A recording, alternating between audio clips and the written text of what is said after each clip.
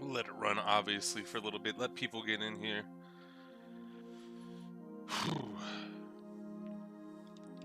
Man, am I thirsty.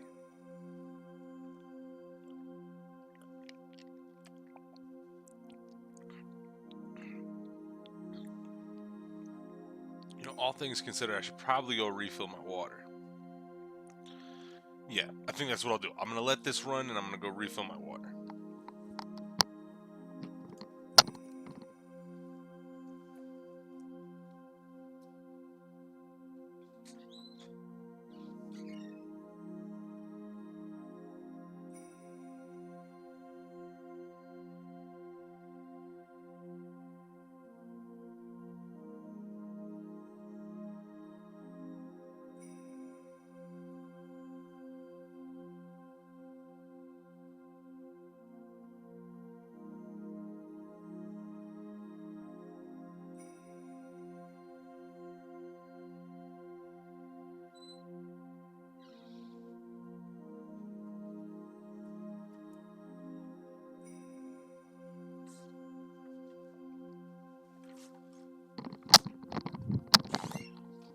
Alright, gentlemen. Now that I'm back from filling up my water, what's going on in Rage? Exalted?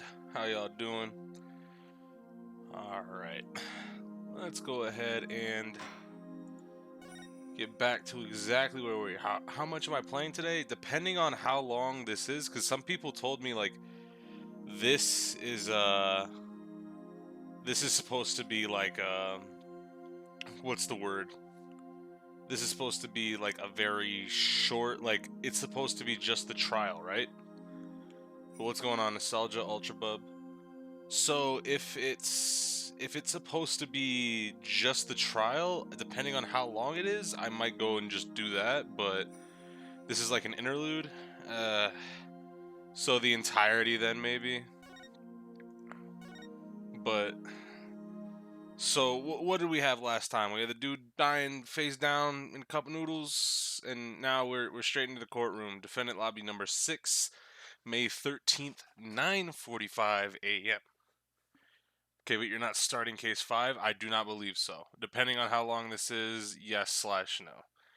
If it ends up being pretty short, I can probably fit some other things in here. Like we can start talking about fucking ranking cases and shit like that.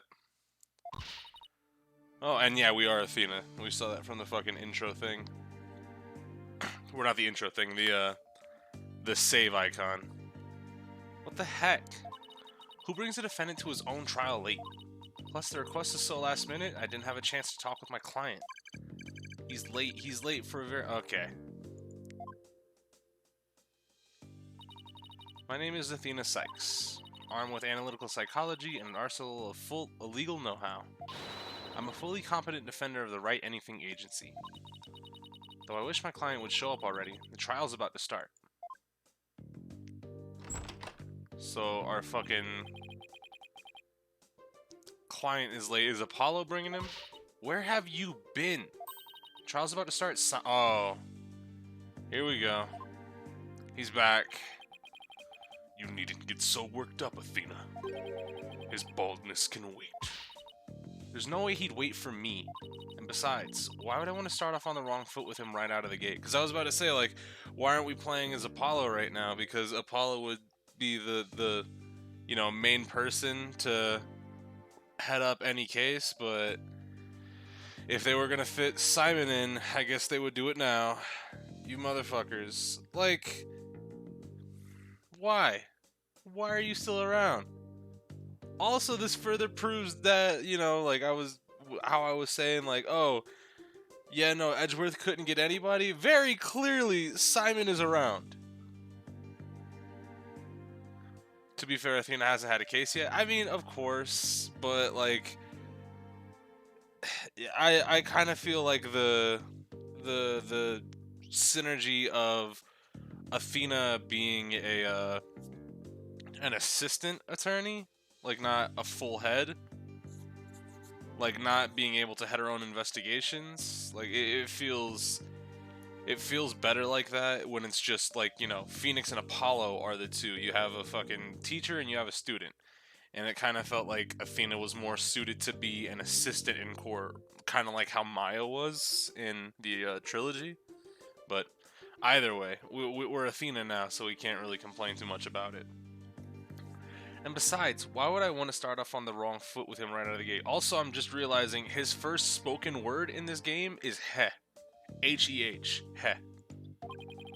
Dealing with such matters is a part of being a lawyer, if I'm not mistaken. Athena had 5-3 over Apollo as well. I mean, yeah. It is whatever. You want to stretch for 8 minutes? We could watch the prologue. You're going to stop shilling this prologue at me. Alright? Still but a rank amateur, I see. This is Simon Blackquill. He's a fucking edgelord. He and I go way back. As for our shared specialization in psychology, we're both disciples of the same person, so to speak. But he's kind of my senior, I guess. But just a sense of humor or no? I wish he'd stop treating me like a child all the time. Ah, and he's still doing the dono shit, of course. Like, why? You can drop the act, buddy. You got your pardon. You can stop that samurai bullshit. So, where are Wright and Justice? Mr. Wright is abroad and Apollo is helping Trucy with her magic show. Oh. Yeah, that's how I guess you could get Apollo off the case. By literally just off-screening him. Yeah, he's happy to help Trucy right now with her magic show. Yeah, okay. Didn't I tell you? They're what? So neither one of them are here, leaving you to take this on alone. Yep. Like, why? I hate this fucking guy. Call right back. It's not too late. Oh no, not too late at all. He would only need to know how to teleport. Very well. I will settle for justice. Go grab him by the horns and drag him here. Apollo is literally in the middle of a show, Simon. You may not want to admit it, but I've got what it takes to take on this case. Just leave this to me and go watch this from the gallery. As your defense derails in spectacular fashion. No, as I win the heck out of this trial. Wait, so if he's not prosecuting, then who's the prosecutor on the case? I'll be okay, promise. Swipe that look off your face already, will you? Anyway, I take it the guy behind you is... Yes, he's asleep again. Bucky, wake up. Ow. What'd you do that for, Simon? Oh, he's a drunk. Great. He's a fat drunk. Scott Steiner type beat. What, did they make an Athena game and he's the assistant character? What, Blackquill? No, move. Move, nigga. Who's this yellow chickadee? She is your lawyer, such as it were. I'd say she's more green than yellow, however. He's fat! Liar, cause she sure doesn't look it, does she? Is she like your fellow apprentice or something? Something like that.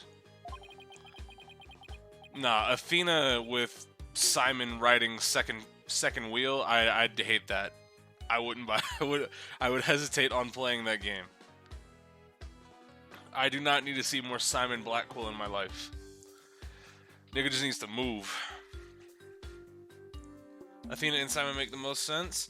Yeah, I mean, Apollo and Athena make the most sense since they kind of shoehorned her in as being the next, well, not next in line, but next up for shoving people into the Wright and co-law offices. I mean, if we want to take it there, Phoenix Apollo makes the most sense. That is the true route you go down.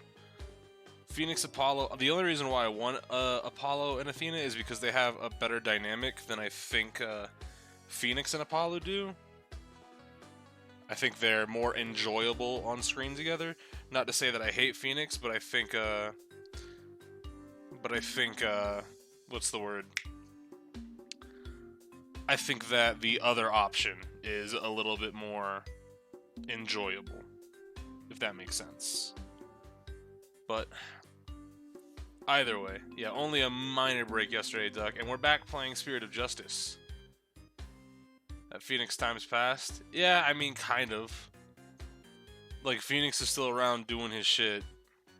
Like, it's not like Phoenix is not doing what he's been doing, right?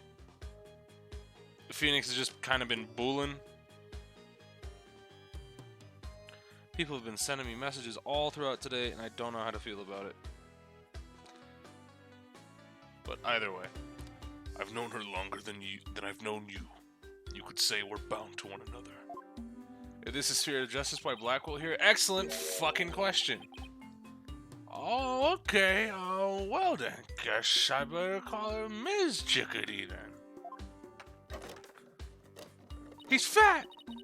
Simon, this guy's not only rude, but with 3 sheets to the wind at his own trial?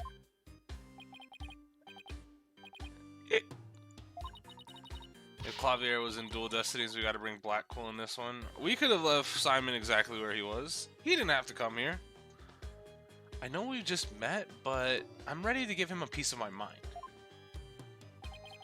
Do as you will. Save it for after the trial. Miss Chickadee! Call me that. How do you do? Simon here's a friend of mine. I'm the 4th generation head chef for Wet Soba. Wet noodle number 4, Bucky Wet. Nice to meet you. It's nice to meet you too, Mr. Wet. So he can pull himself together when he wants to. If only the trial wasn't starting in a few minutes. Having been accused of a murder that only occurred yesterday, I'm afraid it's taken a toll on the poor boy. And you happened to be there at the theater where it all happened too, right? They said they found a Rakugo storyteller murdered in his dressing room. Indeed. The victim, master storyteller Taifu Tornado. Taifu Tornado. That's a sick name. I don't even know if that's a pun, but that's a sick name. Was a long-time patron of the Wet Soba. What's up, Juve? Master Tornado had been looking after Bucky ever since Wet Noodle number 3 passed away. Have we ever had a female lawyer and prosecutor in the same case? No, we haven't. I mean, the only time that we've had a female lawyer before Athena was a flashback. I mean, we didn't really have too much time to look for a female prosecutor. And there's only one of each that we know of right now. Because, well, I guess maybe you could say Lana was a potential one, but no, we haven't. Let's see. So the victim was kind of like a father to the defendant, huh? That stupid old fart. Like a father? No way. He was always dishing my soba. How dare you speak ill of him? Running your mouth like that is why they suspected you of his murder in the first place. Now pull yourself together. Number 3 must be rolling in his grave. What? Sign me? The police. None of them believes me. They won't listen to me. It looks like he's still in shock from the whole ordeal. Old Bag was not 17 in game 1. Stop that. Don't worry, Mr. Wet. Everything is going to be alright. I'm going to defend you with everything I've got. You're in good hands now. I mean, you believe me, ma'am? Of course. No matter what, I'll believe in you until the very end. Gee whiz, Miss Chickadee. Now, come on, I need you to shape up. Just be like those al dente noodles of yours. Yes, ma'am. My soba is the freshest.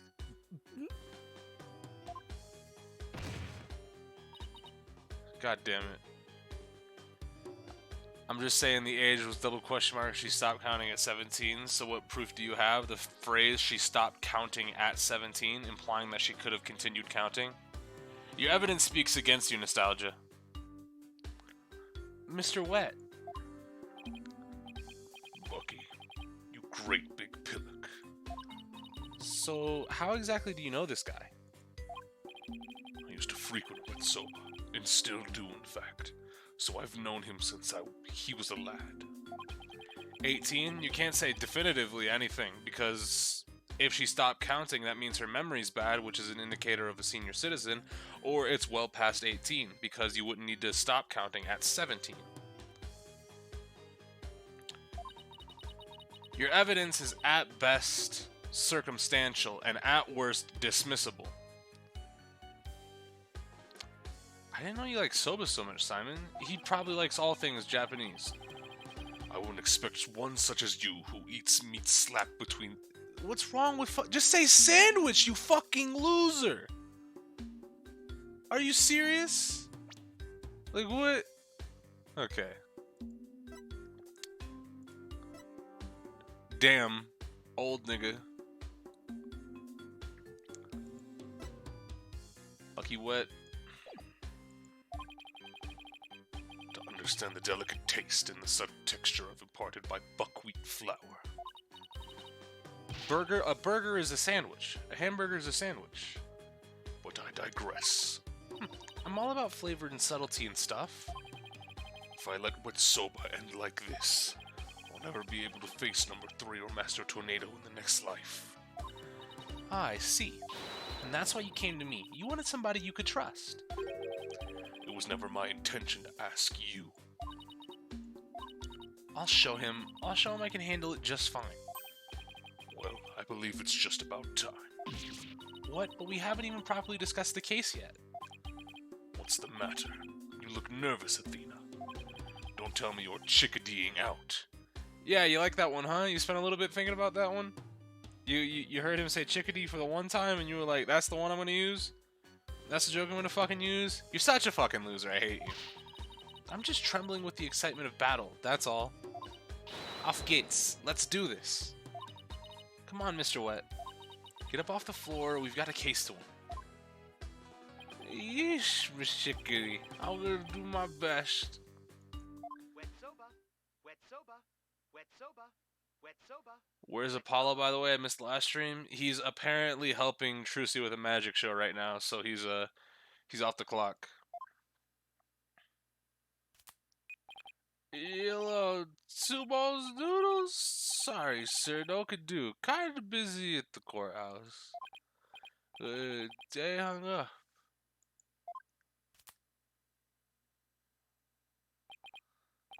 Okay, let's do this.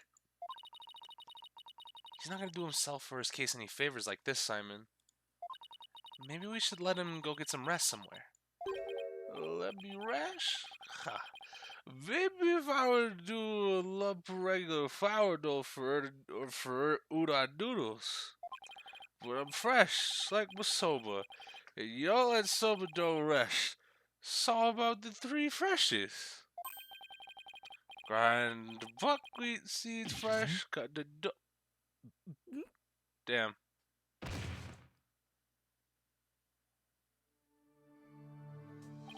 He's blacked out. Oh boy, I just knew something like this would happen. Wait, if this is supposed to be America, correct? Wait.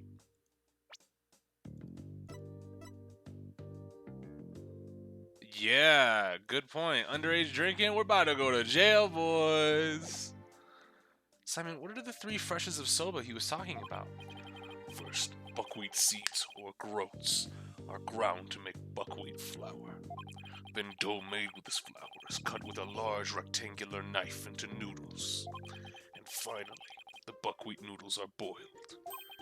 Each step is done immediately, one after the other, so that the soba is fresh when eaten. Oh, so that's what he meant. I wouldn't want him to make me any soba right now, though, that's for sure. Athena, this is no time for idle chatter. You need to get into the courtroom, now. Just remember, as a prosecutor, I will be unable to lend you a hand. So don't expect any help from my quarter. There you go, treating me like I'm incompetent again. For your information, I wasn't planning on asking for your help anyway. Just you wait, Simon. I'll show you. Mr. Wright and Apollo may not be here, but that's alright. I can do this on my own. You better be able to do it on your own. Apollo was out here cooking on his own. May 13th, 9:50 a.m., District Court, Courtroom number 4. They repaired it? Hey! Don't look half bad in here. All rise. Court is now in session for the trial of Bucky Webb. The defense is ready, Your Honor. Why are you back? What the fuck? How? What? I'm not missing something, right? They just got you flying back and forth? The fuck? You're jumping on and off a jet? What the fuck is this? This might be before he left? No, it wasn't, right? It's definitely after the time frame, right? Cause fucking the chapter 3 took place in April, right? And this is in May. So he's back here. Why? What is okay, no. Maybe he'll explain why he's back. Dog. Chapter 3 was May 2, wasn't it? I thought it was April. The prosecution is fully prepared, Your Honor. What's this? No prayer this time, Prosecutor Sadmati. That is correct, Your Honor. To expedite these proceedings, I completed them beforehand in the lobby. How very thoughtful of you. By the way, what brings you back to this country? Chief Prosecutor Edgeworth himself called on me to handle this case. Besides, I have a debt to repay. What is this, Nonan? Is this spoilers? Can I click it? Because I'm not going to click it if it's spoilers. Regular Tuesday for Phoenix. No spoilers? Let's see this then.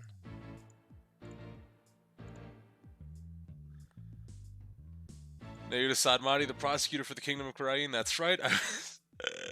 Okay. Yes, I can take the next flight out of Karain. It's my honor to dispense justice. Dog, that's probably exactly what's going on. This nigga is just cooling. Edgeworth is just petty. Alright, so you have a debt to repay. Sure. What's your debt? And though my opponent is yet a callow thing, I have no qualms with sending her down to hell. If you have a score to settle, it's with Apollo, not me. But more importantly, I am not a callow thing. I'm a qualified and capable attorney. What was the date for this one? This one is April... Fuck. We just found out. No, it was May 13th. May 13th. That's what it was. Then what is that yellow attire? If not proof of your immaturity, you small spring chick. Now, cease your shrill chirping. Now, Prosecutor Sadmati. She is still only a teenager. Please go easy on her. Wait, oh yeah, she'd be 19. That's right. Yeah, so like 2 days after case 3. Yeah, what? This nigga jumped directly on the jet? Bullshit. Great. Now even the judge is giving me this kid treatment. Very well. Shall we begin, Your Honor? Yes, I suppose we should. Now then, Prosecutor Sadmati, please give your opening statement. I'll show them what I can do. They'll be sorry they underestimated me. Certainly. Let the last rites of the victim commence. The incident is believed to have occurred around 4 p.m. yesterday, May 12th, at a storyteller's theater called Kukurute. The victim was a great master of the tornado school, Rakugo, or comedic storytelling. His name was Taifu Tornado. The scene of the murder was at the theater's dressing room. It's accessible via the staff entrance hallway and has an inner and outer sliding door. Alright, backstage diagram. They've got this fucking open-ass yard, so great. Don't get me wrong, I'm fine seeing Sadmati up there. It's just they really got this nigga fucking jumping. Cause when they brought him back to fucking Kurain, I was like, oh great, he's gonna stay here now because this is where a lot of the plot development is going to happen, and they're just going to bring Athena and Apollo over here, and that they're gonna have to come over here and do the same court shit because they want to make more use out of the insight shit. Okay, so just like we saw yesterday, the man face down in the noodles. Estimate time of death between 2 and 5. The cards, it looks like, are on top of the bloodstain, so they were placed there after death. 2 cups, so either he was drinking with somebody or he was waiting on somebody. 1 is spilled over. Didn't really get too much from the anime cutscene. The cause of death is suffocation, though how the victim suffocated is yet to be determined. So is that fucking soup then that's on the table? Because it looks like blood. The autopsy found nothing unusual in his lungs or stomach, and there is no murder weapon. I will now submit the incident report to the court. Alright, crime scene report added. Autopsy? Yeah. Let's check out the fucking autopsy report. Prosecutor Sadmati, how can you name Mr. Wet as the culprit when you don't know how the victim was killed, or even with what? Well, I mean, cause of death was found as suffocation, Athena, but nothing else listed. So, are they purposely withholding information? Are they being assholes? Time will tell, I guess. While it is true that the weapon and precise methods are, as yet, unknown, the accused is the only one who had the opportunity to commit the murder. I will explain this assertion in further detail as we continue. I remember him saying that he's in Phoenix's debt last case and he's here to repay a debt, so that might be why he's here. But why would... Okay, so... depending on the timeline of events, because this is 2 days after this trial is 2 days after the end of case 3, and at the end of case 3, Phoenix was fucking going on with a potential rebellion plot. We saw Dirk, nigga. Like, Dirk was on screen. So, you mean to tell me in half a day, Phoenix learned about a fucking murder that happened over here and said, yeah, go help my apprentices real quick. Hey, just go home real quick. Help me there. So I don't think this is the necessary debt to Phoenix. It might be the debt to somebody else, but if it's the debt to Phoenix, that'd be kind of dumb. I guess this means he has some kind of evidence to present. Now, would the accused care to plead his case? He ain't there. Come to think of it, where is the defendant, Miss Sykes?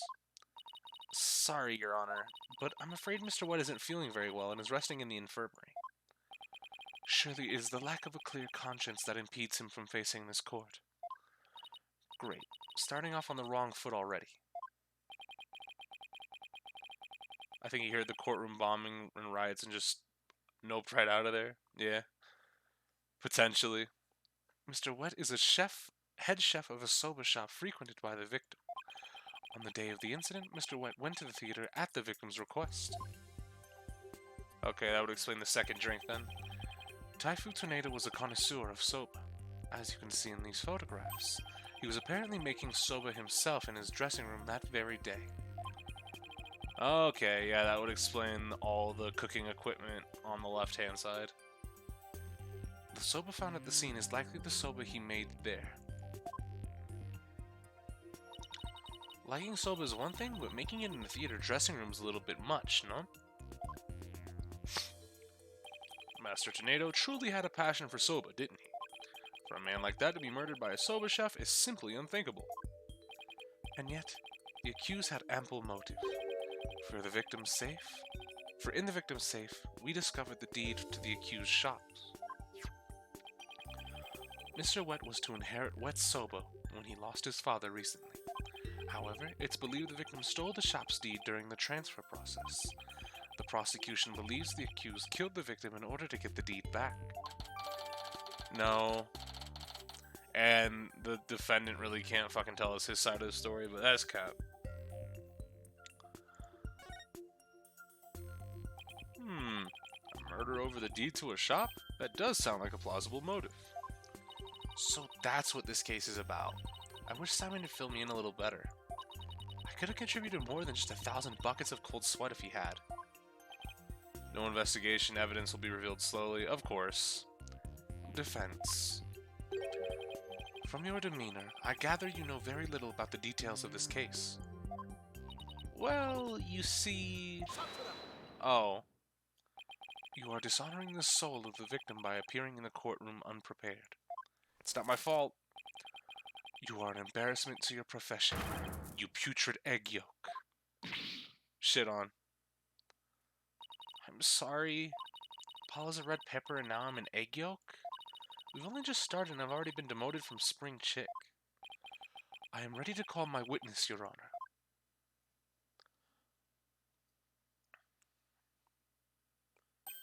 Let us listen to the words of one who was present when the crime was discovered. Someone who was there when the victim's body was found? Very well. Witness, please take the stand. Detective? But if the detective's not Emma, who could it be then? Fucking Boots? It's fucking Black Quill. My god, I hate this guy. Witness, please state your name and occupation. Simon Blackwell, prosecutor. And his theme's back. I assume there hasn't been too much of a change to it. Doesn't sound like there has been. I mean, there wasn't too much to change up in that theme. It was very simplistic in its instruments. Sounds pretty much the same. Prosecutor Blackquill, you didn't tell me you were going to take the stand. There simply wasn't time. You had enough time to tell me about fucking noodles and dig on me for eating fucking sandwiches or hamburgers, whatever the case may be, but you couldn't tell me, yeah, I'm gonna be a witness? What a shame, Prosecutor Blackquill. How do you share the damning scene you witnessed beforehand with the defense? We could have moved this trial along and saved the victim's soul that much faster. Damning scene? What in the world did Simon see? Athena's theme does get an upgrade. Her objection theme? That's pretty cool. Prosecutor Sadmadi, was it? Before I give my testimony, there's one thing I'd like to confirm. By all means. This case involves rakugo, a very traditional form of Japanese comedic storytelling. Do you have enough knowledge of this art form to handle this case competently? Are you implying that I am not qualified for this case? Not yet. I am simply trying to ascertain your familiarity with the topic, for now. It is a prosecutor's duty to learn the background of any case he takes on. I did some research on rakugo last night, and I have grasped the overall idea of it. How much could you possibly grasp in a single night? Did Franziska have a theme? I do not believe so. I believe Godot was like the first person they introduced like prosecutor themes for, right? Okay.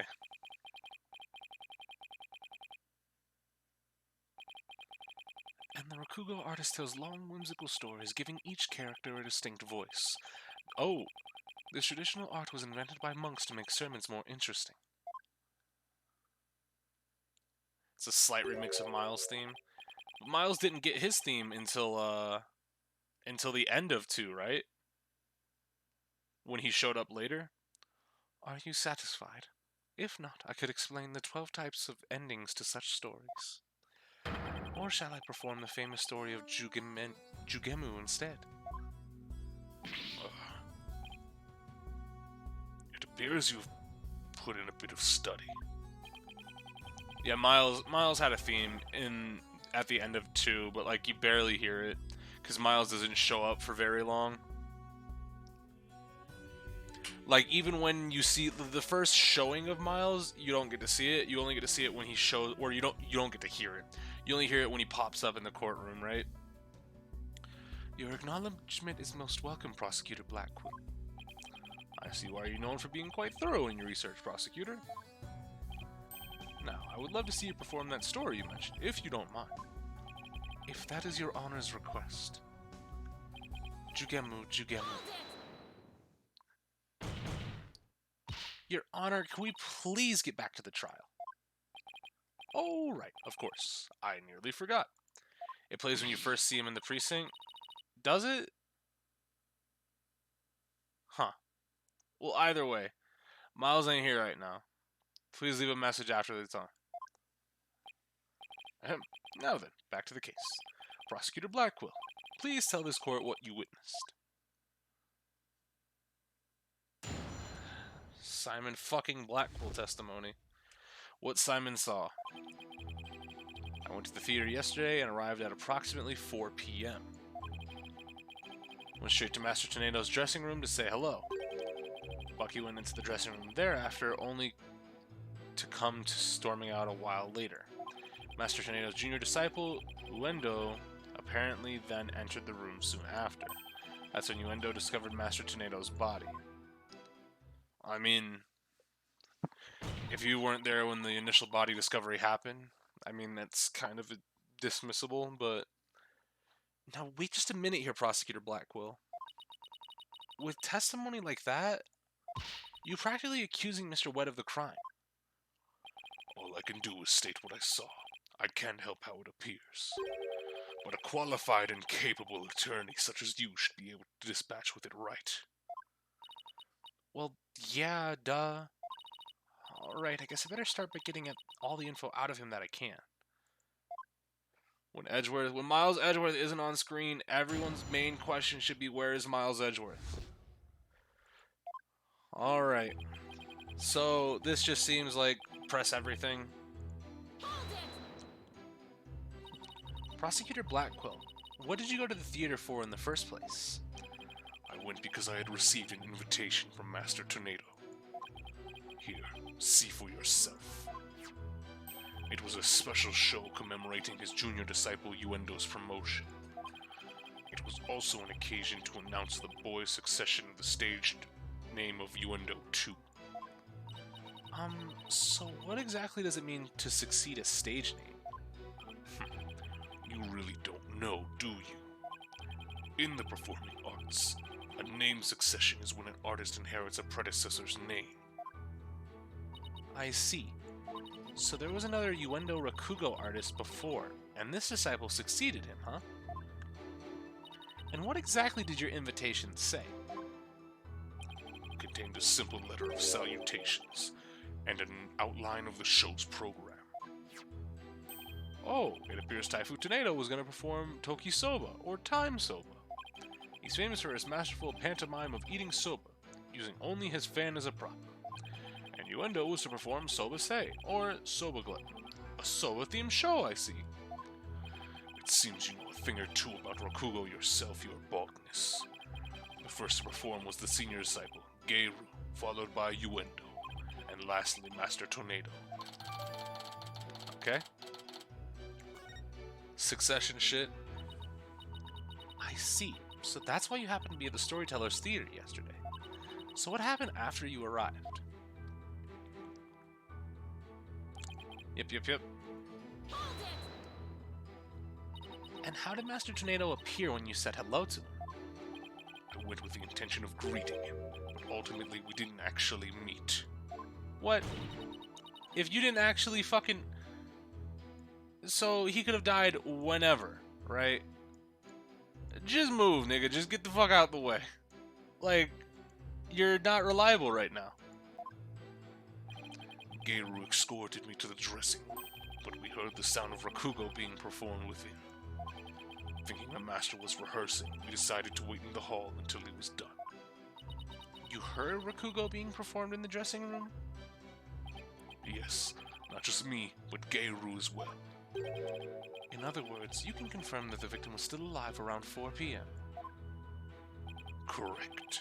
I couldn't hear him clearly through the doors, but I'm sure it was Master Tornado.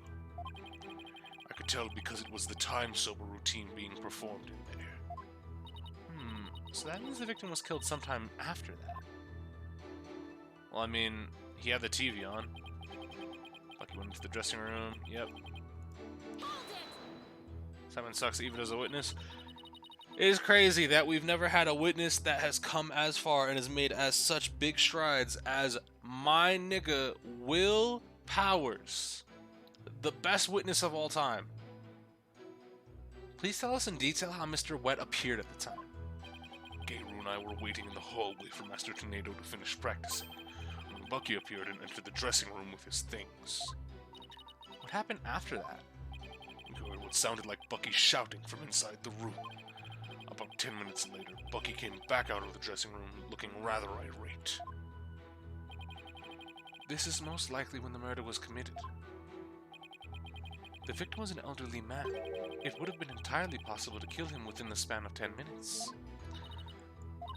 I better come up with some kind of counter-argument and fast. Yep, junior disciple niggas. What do you mean by apparently? Didn't you see him go in? No, I couldn't. I wasn't able to see the dressing room door from where I was standing at the time. But Geiru was right in front of it, so I'm sure she saw it all. I see. And why do you suppose Uendo went to the dressing room anyway?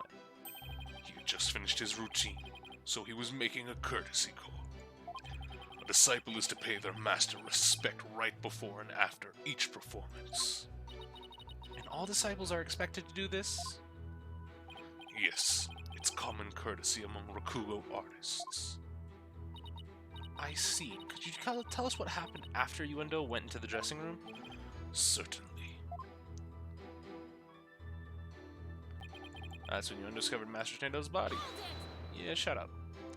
Of course, we had to have Will Powers testify the one time our client was guilty. Yeah, of course. It shows that Will Powers is a competent fucking witness, but good God, man, can we go back to having the dumb people on the stand for just a minute? To make sure that we can get enough time so that Maya is not killed? And how did Uendo act at the time? After Uendo had been in the dressing room for 2 or 3 minutes, we heard a scream from inside the room and Uendo came flying out. Did you hear any signs of struggle at that time? No, just Uendo's woeful screams. I see. Well done, Prosecutor Blackquill. Your testimony has given us quite a glimpse into the sequence of events. Thank you, Prosecutor Blackquill. And now, please allow me to summarize your testimony. There's a dog in there, hold on. While Prosecutor Blackquill and Geiru were in the hallway waiting for Master Tornado, the accused came along and entered the dressing room with some items in tow. Move. Yeah. He was heard shouting for a time inside the dressing room, and about 10 minutes later he came back out of the room, seeming rather angry. That was a great animation for an angry bubble moving. A short time after the accused had come and gone, Uendo Tornado went into the room. From the stage. A few minutes later, after having discovered the victim's body, Uendo gave a scream and came running out into the hallway from within. Prosecutor Blackquill and Geiru then ran into the room and saw the body for themselves. From the circumstances, it is quite clear that the accused murdered the victim. This is crucial testimony indeed. Simon's statement added to the court record. Alright. Defense. An eyewitness has given conclusive testimony. Why not let it all go now and allow the victim his last rites? Not on your life. If Yuendo went into the dressing room too and was the first to discover the body, then who's to say he didn't commit the crime? Yuendo was in the dressing room for a mere 2, perhaps 3 minutes. He could not have possibly committed murder in that time, not without making any noise. Ooh, Simon, why'd you have to give that awful testimony? Prosecutor Blackquill, can't you give me something a little better to work with here? You don't need that much time to choke somebody out. Isn't it up to you to ask the right questions? I'm certainly willing to tell you all that I know. So, if you truly are as capable as you claim, then draw out what you need yourself. This is no time for your twisted games, Prosecutor Blackquill. Just admit you don't remember it all that well.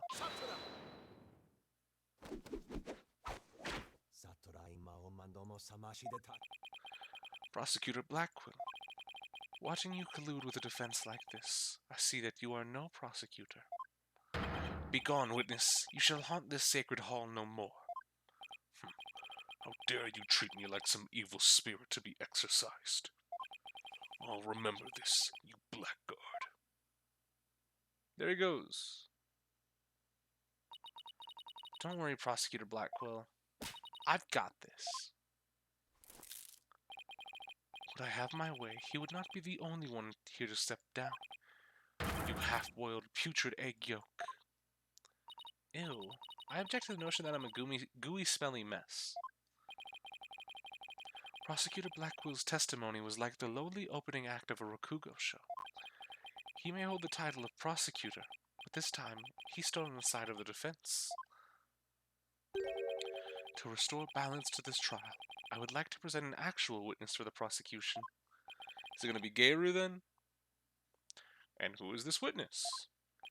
The person who was with prosecutor. Okay, yep. She is another entertainer of the Tornado School, Miss Geiru Tornado.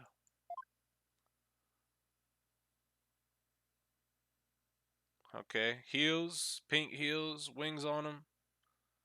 She's a fucking clown. She's a fucking clown.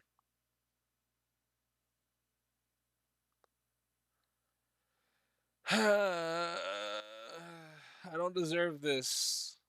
Please state your name and occupation, witness. Hello, everyone. I'm here to represent the Tornado School with a twisty twist. And balloon! There you have it. A stunning balloon hat. It's me, the balloon artist you all know and love, Geiru Tornado. Just call me Geiru, sweetie. 1, 2, balloon. Oh, I get it. What a way to capture your audience's attention. I dare say I can't take my eyes off the judge.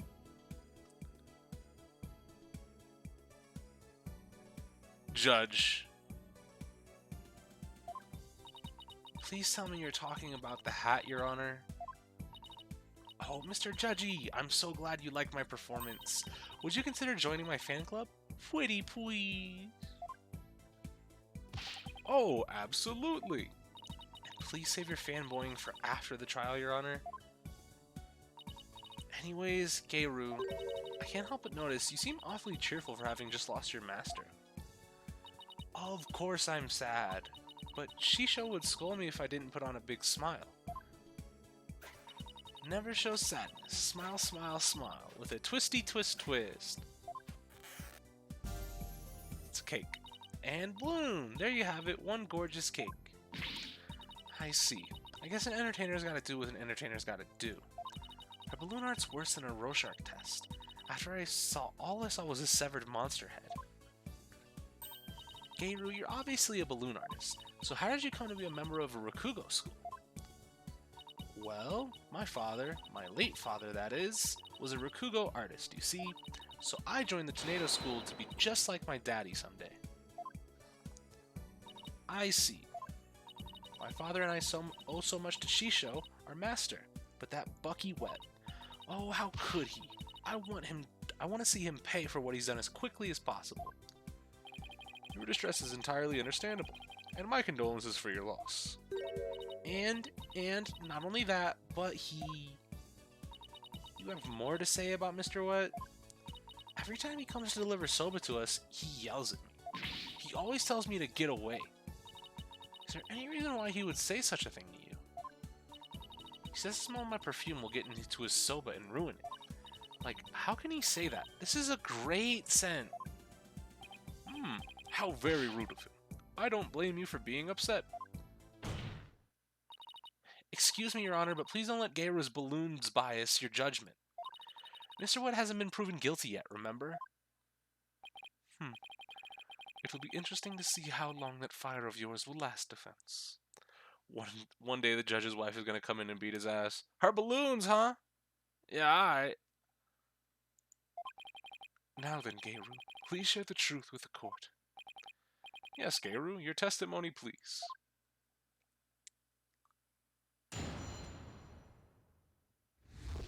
Before the murder was discovered. From 4 p.m. to a little after 4:20, like today, when Shisho's body was found, Simon and I were standing in the hallway in front of the... Of course! I just didn't even fucking put it together. Of course Simon hangs out with fucking clowns. The company you keep. Should've known. Alright, before Yuendo discovered the body, the only person who had gone in there was Bucky. Come to think of it, a little while before Bucky showed up, Jugemu was barking like mad. Okay. It feels like either I press that last one or press everything. I'm gonna just assume that I might get evidence out of pressing everything. Prosecutor Blackquill, do you have any objections to this witness's testimony? No. Make up your bloody mind, sad monk Sadmadi. First you exorcise me, now this. You need only do as you are instructed by this humble servant of the Holy Mother. As there are no objections, Your Honor, let us move on to the salvation of the victim's soul.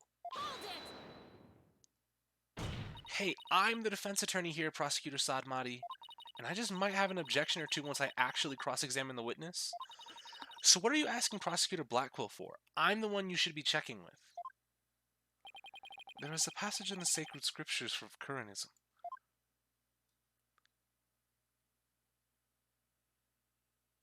To stir the wind is beyond the power of a spring chick. In other words, the inexperienced are useless. With that in mind, it seems more judicious to consult Prosecutor Blackquill. He doesn't even see you as an adversary, Sykes. Well, I won't let either one of you insult me. I'll show you I'm no inexperienced spring chick. Your Honor, I'm ready to cross-examine the witness. I hope you can make Prosecutor Sadmadi see you as a worthy adversary, Miss Sykes. I'll allow you your cross-examination, so you better strike while the iron is hot. Well, before the murder was discovered. He fucking told you to fuck off earlier, Simon. Why are you still here? Because he asked for a response, and of course Simon responded like the good little dog he is. So the murder must have happened sometime in those 20 minutes, correct? But 20 minutes isn't a lot of time, is it? I don't know. I mean, what do you want me to say? That's what happened, you know? Isn't that right, Simon? Yes, Geiru and I can both confirm that the Master Tornado lived around 4 p.m. Oh yeah, you can, can't you? See?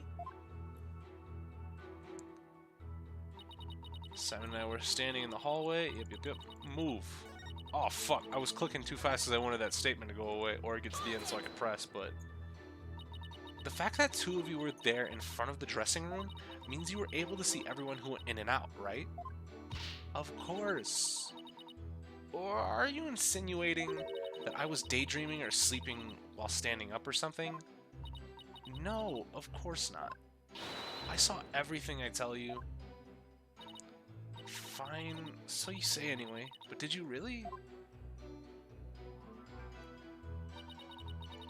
Alright. Bucky niggas. Only the defendant Innuendo entered around the time of the murder. That's right. That's why it must have been Bucky who killed poor Shisho. Let's take a deep breath, okay, Geiru? So, not a single other person set foot in the dressing room during that time? I already told you over and over, didn't I? There was nobody else. I must apologize on the lawyer's behalf. Even her memory is that of a spring chick. Please overlook her transgression as best as you can. Oh, I see. Poor thing. Hang in there, sweetie. Hey, who are you calling a bird brain, buddy?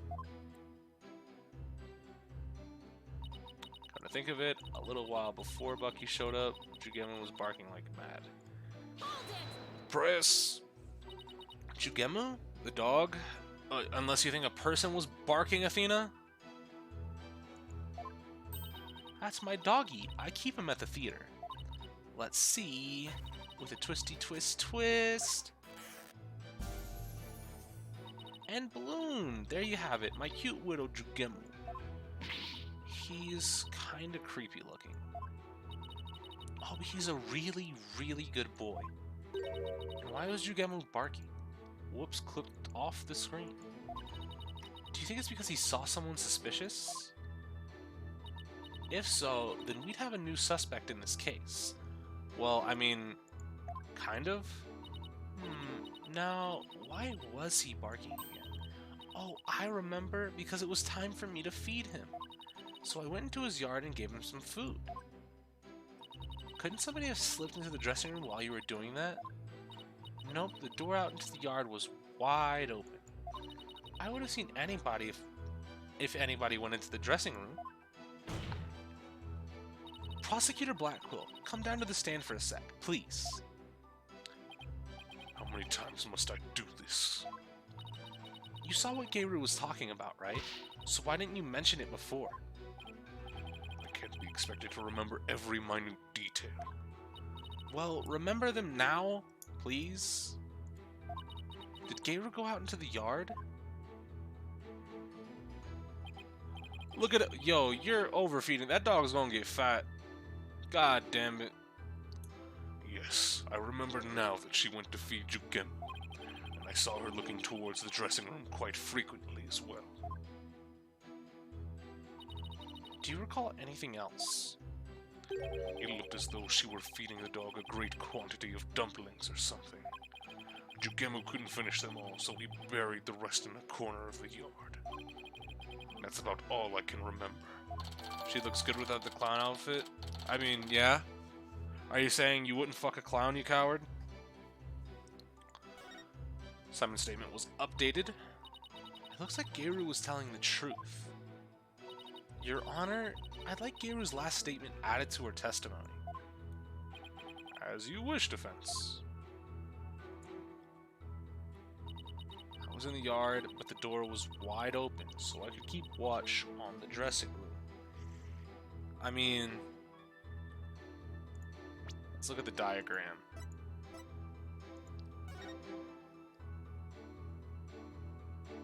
I mean, you couldn't see as much as fucking Simon could see. Like, if that window's right there, you went out into the yard and Simon could see you from the window. Yeah, no, you couldn't see shit for nothing.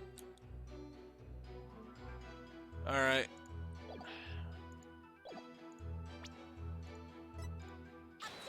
Shut up, nigga. So, you were able to keep an eye on the dressing room while you were out in the yard. Is that correct?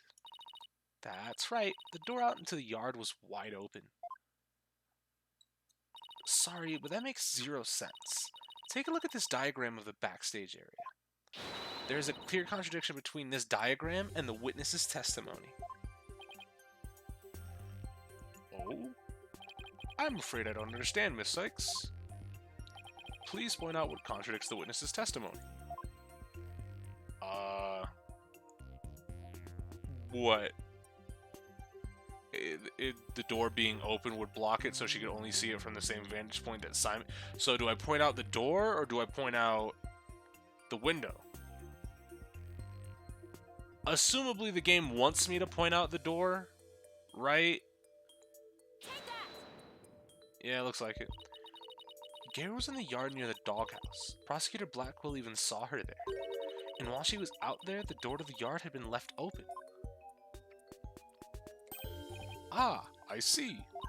Yes, if the door to the yard was wide open, as Gayru said, it would have blocked her view, making it impossible for her to see the dressing room. No way!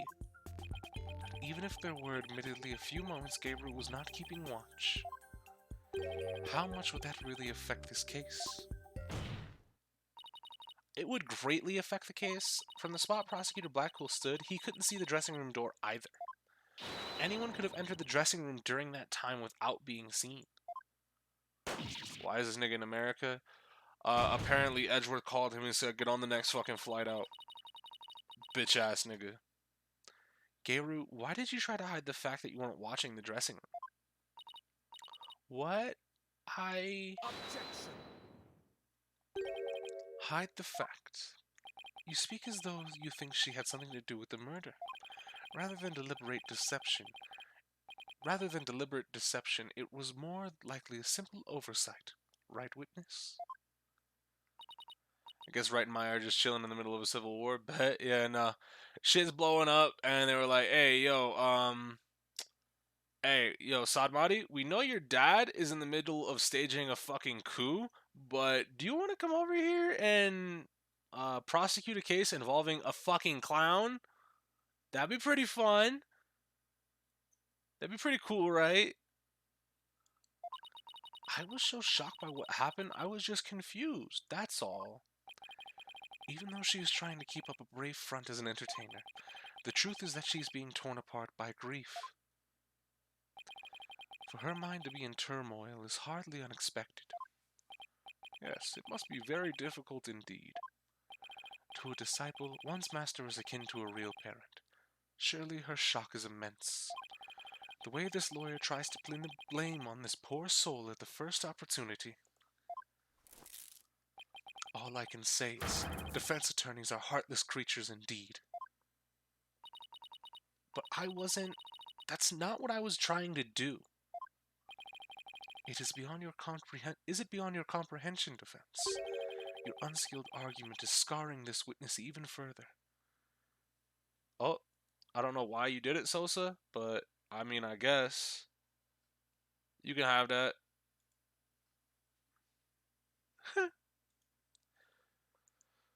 Nah, back to the game.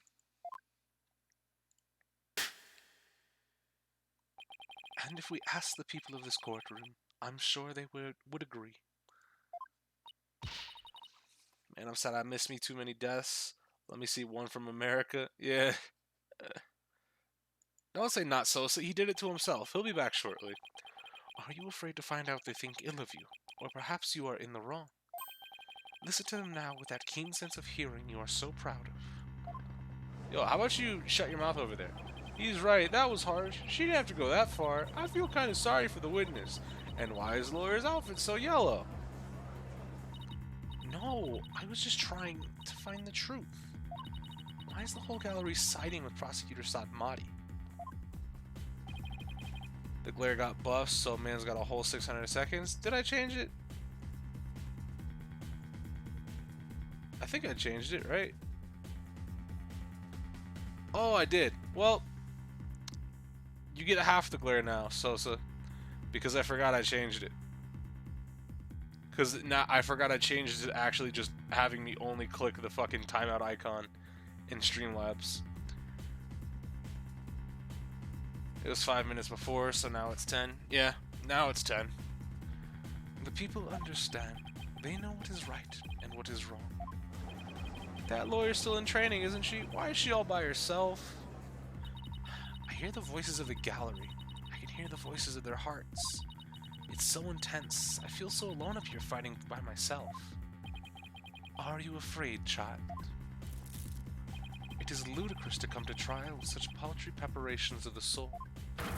I command you to leave this courtroom at once. But I can't give up. I have to keep pressing on. As long as there was a moment where nobody could watch the dressing room, the defendant can't be convicted solely on Prosecutor Blackquill and Gayru's testimonies. Even now, you would continue to resist. You are childish in defeat as well, I see. I'm not out for the count yet, Buster. I'm just getting started. Despite your posturing, is it not true that your resolve could crumble at any moment? With but a little push, you would surely succumb to the— Oh, damn it.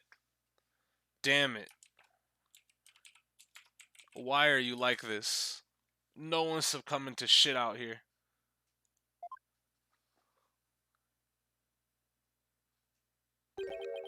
A little push, such as this piece of conclusive evidence.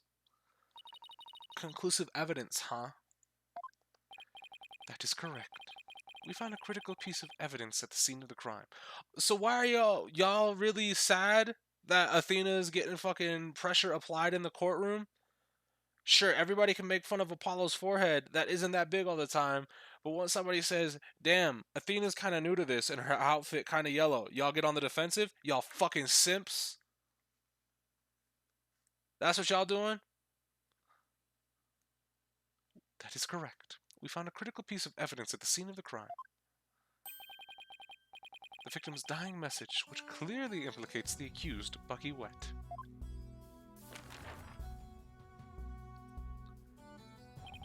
Look at these Japanese playing cards, known as karuta, lined up on the table. These special English version karuta cards spell out a message. That message, wet number 4. Wet number 4? You mean wet noodle number 4? Yes, wet noodle number 4, as the 4th head chef of Wet Soba is also known. This message points to none other than the accused, Bucky Wet. No! That makes perfect sense, doesn't it? Wow, great job, Mr. Prosecutor. Oh no, this is really, really bad. What do I do? What do I do? Crime scene report updated. Would you still carry on in your futile fight in face of this irrefutable evidence? You can say whatever you want, but we won't know until we... It is cruel to give the accused false hope. You will only compound his suffering. Wise people of the courtroom, do you not agree? He is right. It's cruel to make him suffer when there's inconclusive, what an incompetent noob. How about you come up here, pussy? What? But I'm trying to prove Mr. Wet's innocence here. I know you can hear them, defense. Their voices implore you to save the accused soul. It is time for you to let it go and move on, you inexperienced lawyer. You lack the competence with which to accomplish anything meaningful here.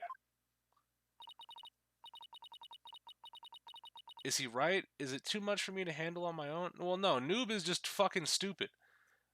Is noob. Is literally, you said noob. You know she's been... is this your first time in the courthouse? This isn't Athena's first day out. She had a whole year. Nobody's calling Apollo a noob. This is 3rd year. Like, come on. Like, that one just doesn't make sense. She is kind of green, and she do be wearing yellow. But for the fucking hecklers in the audience to go, yeah, she's new to this. How about you come up here and prosecute? Oh, bitch-ass nigga. Just shut up. Shut the fuck up down there. What good is she doing anybody? She should just quit right now. Now, defense. Leave everything to this humble servant of the Holy Mother. Silence. Well, he got the silence back. Oh! He's trying to use your keen sense of hearing against you to manipulate the trial, Athena. What a cheap trick for a supposedly holy man. Simon. Well, y'all niggas get your wish. And you fop doodles in the gallery. Can't a man watch a trial in peace? This inexperienced amateur is about to turn the trial around. Does that prosecutor really think she can turn things around? The mood in this courtroom is starting to change. Prosecutor Blackwell, what are you doing at the defense's bench? I grew bored of watching from the gallery. So we can have Athena and Simon on the same bench together, but we are 6 games in, and not once, not never, have we had Miles Edgeworth and Phoenix Wright on the same bench together. Y'all niggas, we didn't even get fucking Apollo and Clavier together. Y'all niggas foul. Nah. I hate this. Besides, if I were to leave this trial to this spring chick and lose my favorite sober shop in the process, I will be quite cross. You voluntarily stand on the side of impurity and sin. Truly, what a fool you are. We had case 3-5. Yeah, but that wasn't Edgeworth and Phoenix on the same bench. They were working towards the same goal. You could say the same thing in 2-4 as well, but it wasn't like he got pardoned, Hyperion. He didn't actually commit the crime. They found out it was the Phantom. Who would need that much power on the one side? Yeah, no. Like, that's what I'm saying. Like, if we're going by power scaling, Athena needs the help of her previous game prosecutor. Apollo ain't need it. Phoenix ain't need it. Athena, weak, whack. Need that. To think you were so easily manipulated by his parlor tricks. Whatever happened to qualified and capable Athena? I just let my guard down a little bit, but it won't happen again. Phoenix had Mia. Yeah, remember when I said prosecutor? Then gird up your loins and steel yourself for battle. I'm not girding anything up in this skirt, but I am ready to get serious. It seems there is now yet another soul I must cast down into hell. I was in prison for a long time, and hell sounds no worse than cell, to be honest. Ah, but the fires of hell will not be the end of your suffering.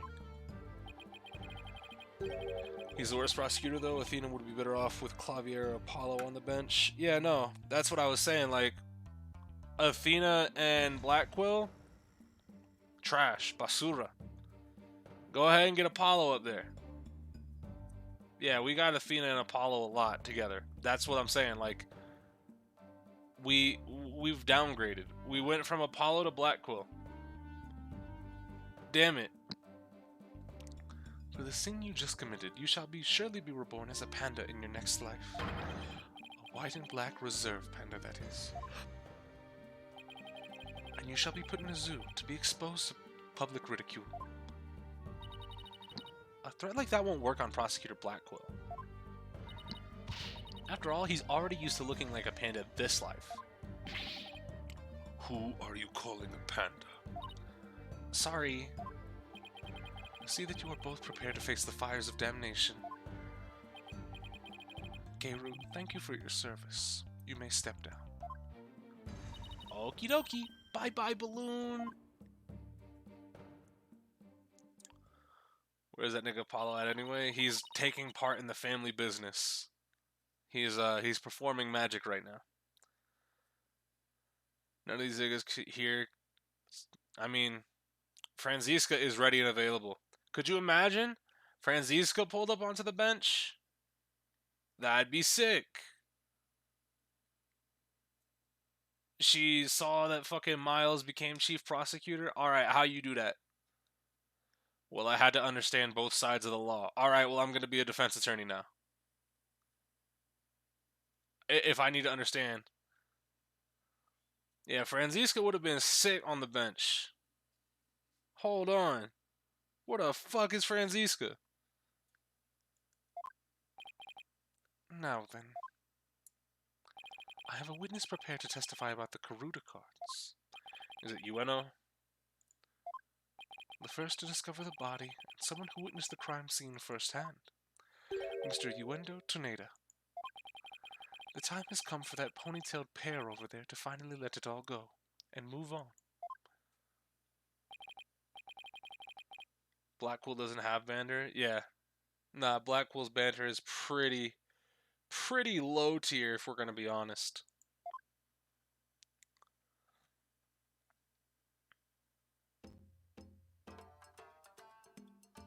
This nigga did it. Witness, please state your name and occupation. I am the Rakugo storyteller, Uendo Tornado. Even if my performance isn't worth watching, I will certainly watch my words.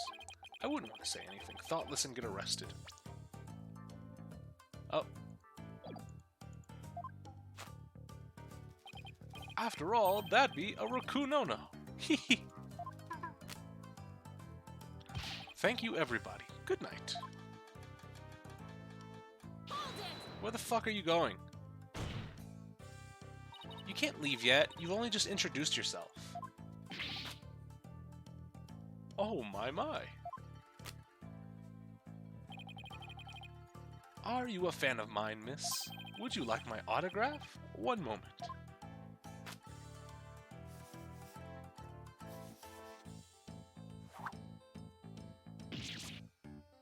Ow. What do you think you're doing? No need to stand on ceremony. My fan deserves a fan, after all. A fan for a fan! Nice one, hehe. Oh, why if it isn't Simon? How are you on this fine day, sir? Quite a dilly of a pickle we found ourselves in, wouldn't you say? I don't believe I've ever seen you talk quite so much, Uendo. Never performed in a place like this, you know. I got butterflies here, can't you see? Hehe. Why do I always get the weird ones? You don't know the half of it, nigga. Pardon me, witness. As much as I enjoy your banter, I believe we'd better return to the case at hand. Ah, I suppose you're right. In that case... I was promoted to Futasume yesterday, and I received the stage name of Uendo.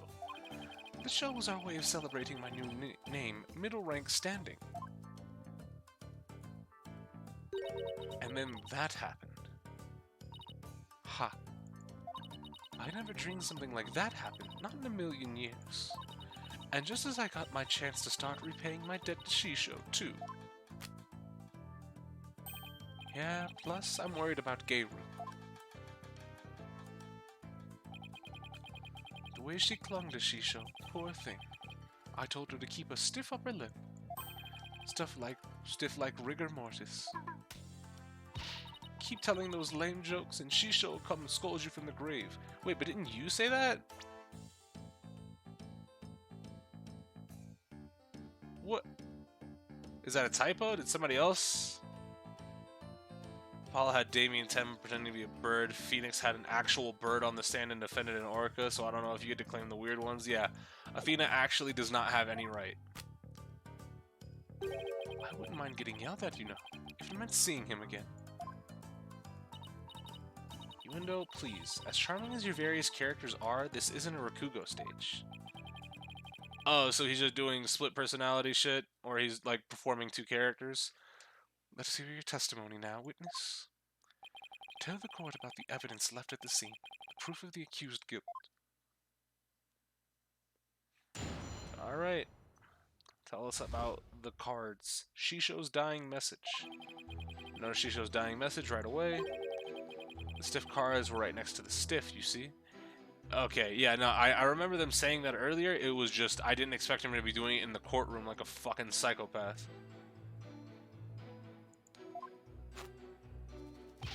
Hey, now enough of the silly puns already, hee. Anyway, I got the meaning right away. I knew it must have been talking about Bucky. That was the Master's final message, left as he was drowning in a soba bath. It's so like Shisho did not write Bucky's name outright. Plain and simple, wasn't his style. Well, that was certainly a more entertaining testimony than usual. The variety of characters performed by the witness was absolutely splendid. But he shouldn't be performing any characters in the first place, Your Honor. And Uendo, the murder weapon hasn't been determined yet. So how can you say the victim was drowned in soba broth? It's obvious. All you have to do is look at the crime scene.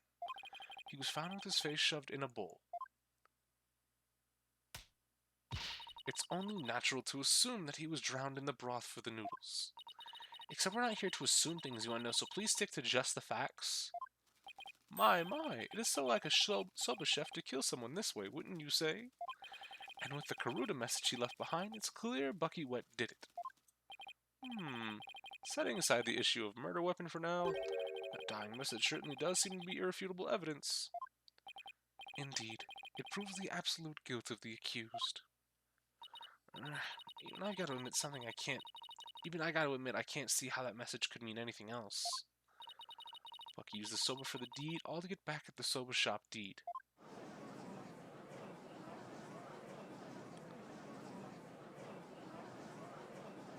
I mean, maybe we present the crime scene photo on what, the fucking the final message thing. This testimony makes Mr. Wet look super guilty. I have to do something. This is conclusive evidence. What a farce. What do you mean, Simon? What's this? I thought you said you weren't planning on asking me for help. I did and I won't, thank you very much. Simon must have found an inconsistency in the testimony. I better listen carefully and try to see what he found.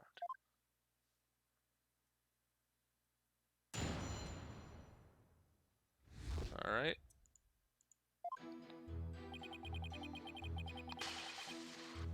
Well, let's look. It's either the testimony, or not testimony, it's either the autopsy report or the crime scene photo. Because there are 2 drink cans in the fridge, room is covered in soba flour. Yeah, okay. Because, like, the broth wouldn't be knocked over if he was drowning in it. But the autopsy report also says cause of death was suffocation.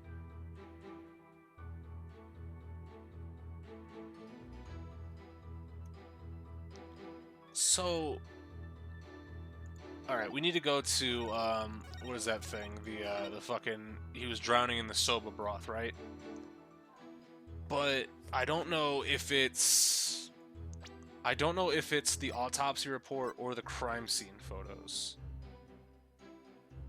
Because the crime scene photos definitely show him face down, but I guess technically you can say, like, oh, the bowl just tipped over after he died. He was being held face down in it and he was just let go. But then at what cause do you say, oh, suffocation, not is it suffocation, not drowning? I guess. Objection! There's a contradiction in Innuendo's testimony. Finally got it. And would you care to explain where, Miss Sykes?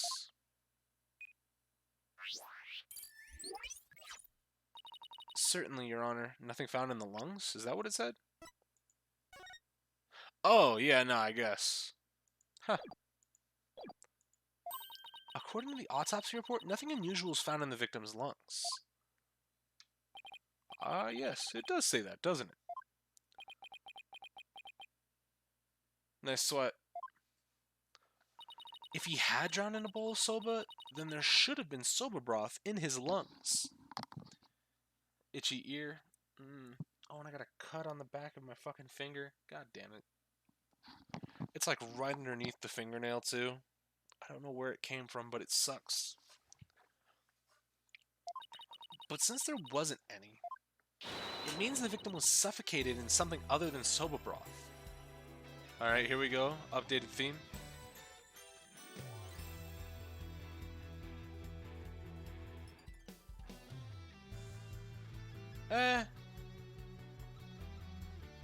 I think it's definitely better than her OG theme, like as far as like updates go, but I mean, I'm still not like a massive fan of this theme. Like, is okay. Like, it's nothing bad, of course, but... IDK. It's okay.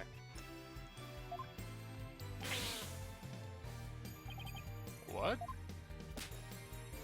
This is the contradiction you noticed, isn't it, Simon? Not bad. Not bad at all. I guess I showed you. But if drowning in the soba broth wasn't the cause of death, then when was the victim's face thrust into that bowl? After he fucking died, idiot. Taffy Tornado's face was thrust into the bowl. Oh. What? What kind of fucking question?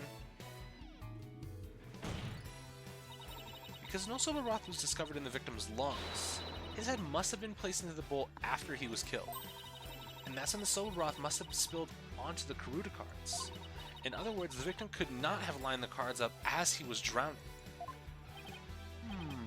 I see. So it was done after he was already dead. But why would the culprit do such a thing? I'm afraid I don't know yet. Objection. You to please. I like that they gave Simon more sprites. Yeah, you can definitely like that if you want. You boast of psychological expertise, yet you cannot determine such a simple motive. My sides are liable to split at the absurdity. What, and I suppose you know why? Of course, desecrating the body in that manner indicates a strong sense of enmity on the part of the perpetrator. Yes, that does make sense. It certainly paints a clear picture of the culprit's intense feelings towards the victim. Feelings of resentment over the theft of the soba shop's deed, no doubt. Just great. Now the judge has even more favorable impression of Bucky. Silence. Must you come undone at every juncture? If the culprit had enough time to set up Master Tornado's body, do you think they would have honestly failed to notice the dying message? Yeah, no, obviously he's being framed. Thank you, Simon.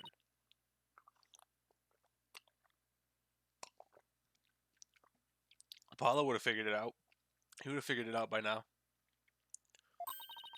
Rationally speaking, there's no way the culprit could have missed that, huh? Objection. But was the accused rational at the time, given the way he stormed out of that room? Silence. Never mind that. I have something more important to ask you, Wendo. Me? You saw the Karuta cards firsthand, did you not? Would you care to tell us about them in more detail? Those tiny crime scene photos show us precious little of what I wish to know. I still think Athena's slow theme from 5-5 is the best version of her theme. The one for her, like, backstory, yeah, it was really nice. Alright. Each card is related in some way to Soba. Spare me the history lesson. Just tell me how the cards looked at the scene and no more. Well, there was Soba's broth spilled all over them. That's not much help, I'm afraid. Prosecutor Sadmati, do you have a photo that shows the cards more clearly? Who wants it? What's going on? Gallus? What's poppin', brother?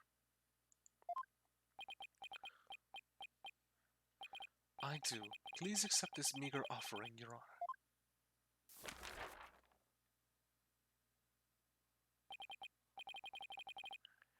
Oh my, what delightful looking cards. Well, well. Tearing Prosecutor Sadmonk's conclusive evidence apart should be a breeze with this. Huh? Don't tell me you haven't noticed. Ooh. I mean, the stains don't match up. It's very clear. Am I gonna have to rearrange these? Huh. Okay, and I was wrong when I said this was blood, right? This is just fucking... absolutely positively not blood. Oh shit! Gallus gifting one to Sosa. Thank you, Gallus, and welcome back to the family, Sosa. Don't be silly. Of course I have not noticed anything, but I can't say that Can't exactly say that now, can I? Alright. So these motherfuckers were switched around. Miss Sykes, do you really see a problem with the prosecution's claim about these cards? Well, go on then. Alright, it's do or die. All I have to do is study the picture and... These cards were rearranged, of course. These cards were rearranged. But how can you tell? Please take a good look at these cards, Your Honor. The answer is right in front of us. Where exactly should we be looking, Miss Sykes? Stains from the broth. Please focus your attention on the soba broth stains on these cards. The outlines of these stains don't match up with the larger stain on the table. Oh, would you look at that? You're absolutely right. And please recall that the soba broth was spilled and got on the cards after the murder, when the victim's face was placed in the bowl. Yes, go on.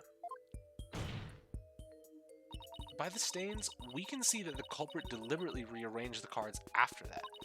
In other words, this message was altered in order to pin the crime on my client. What? Then if we put the cards back in their original positions, we can restore the evidence and see who the cards were really pointing to. I wouldn't have given it to Lamp, but I gave it to the first Chris Loyalist I saw. Pog. That's true. Then what are we waiting for? Let's do this. All I have to do is rearrange the cards so that the stains match up. Oh shit! Gallus with another one. Oh no, wait, that's not. Okay, so it just says that Sosa is paying it forward from Gallus. Okay. Sosa with the gift to Enrage. Damn, no, Enrage, wrong one. You're thinking the wrong one. No! Welcome back. Welcome back, Enrage. Thank you, Sosa. Let's see, where was this W card originally? What? I'm really gonna have to do this shit, aren't I? Perfect. Okay, the H card is next. Let's see, where would this one go?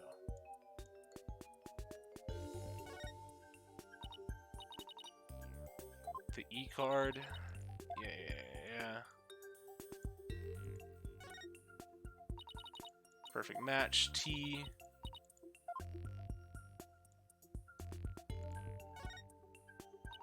Great, that fits right in there. Now the N word, N card.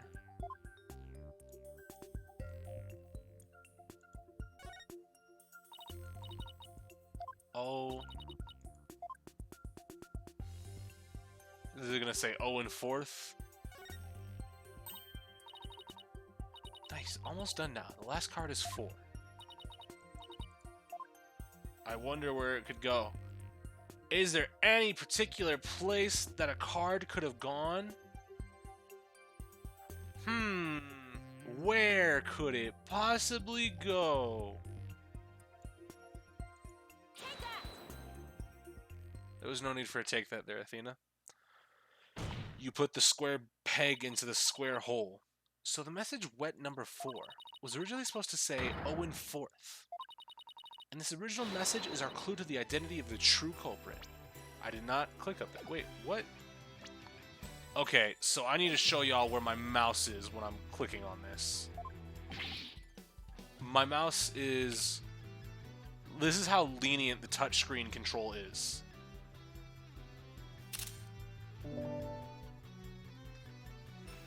This is how far away my mouse cursor is from that fucking save icon when I click it.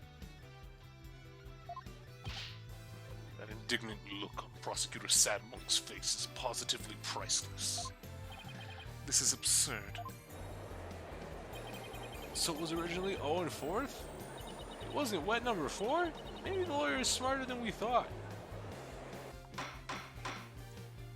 Order? Order in the court. Well, I would have never imagined that there was more to these cards than meets the eye. Garuda cards updated. So as that's settled, what does 0 and 4th mean? Wait, am I... Who else do you suppose is to provide an explanation? Of course it's you. Chill stream yesterday was great, real ones no. Yeah, all the choppy frames of Modern Warfare were super fantastic. I gotta figure out my encoding settings to get that actually up and running proper. I gotta look up a tutorial, because I haven't changed shit in there, and it was just... It was not great. I gotta figure out how to fix it, and not how to drop frames. But I hadn't thought that far yet. Change the cards around all you like, but if you cannot explain what the message means, then it was as worthless as you are, defense. No.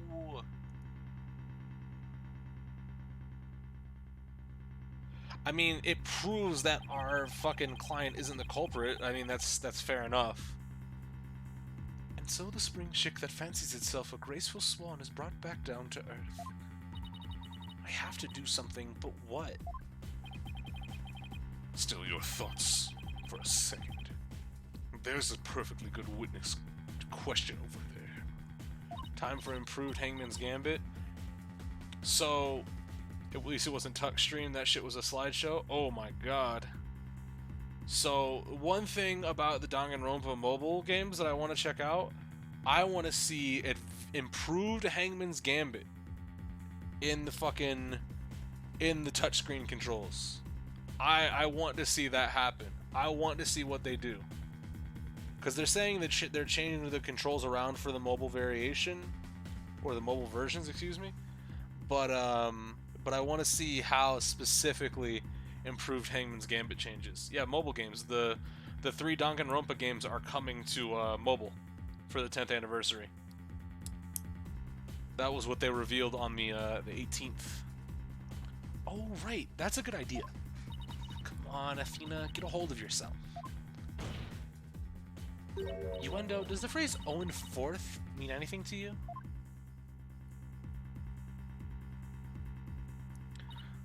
No. There's no one named Owen in the Senato family. Or our circle of friends. Go ahead. Ask anybody you'd like. You can't be serious. Having rummaged through your empty mind, I see you have, as expected, turned up nothing. Is this gonna be one of my favorite fucking jokes of all time? I'm afraid I have no idea who the devil this Owen Forth is either. But the fact remains that the cards were rearranged to pin the blame on Mr. Wet. That in itself proves the defendant isn't the real culprit. Prosecutor Blackquill is right. Besides, the important question here is not who does the message point to, but rather who rearranged the cards. You pointed out earlier if you already knew. Sorry. In any case, there were 2 opportunities for someone to rearrange the cards. The first is when Mr. Wet entered the dressing room, and the second was when Yuendo discovered the body.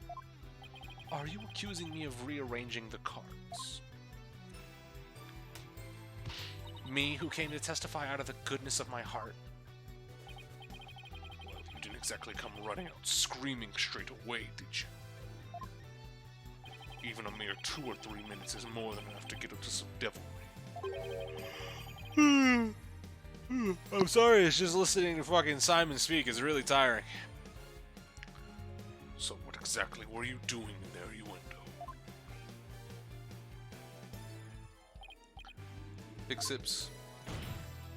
Put down the tea and spit out your answer. Mr. Prosecutor, what's a guy supposed to do at a time like this? Silence is more precious than diamonds, witness. Therefore, you only need to stay silent. The defense is devious. They are waiting for you to make a slip of the tongue.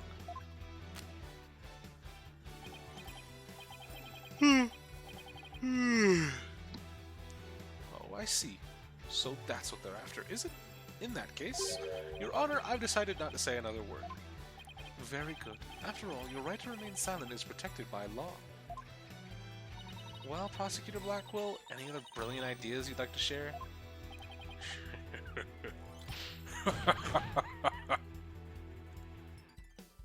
Did you hear that, Sykes?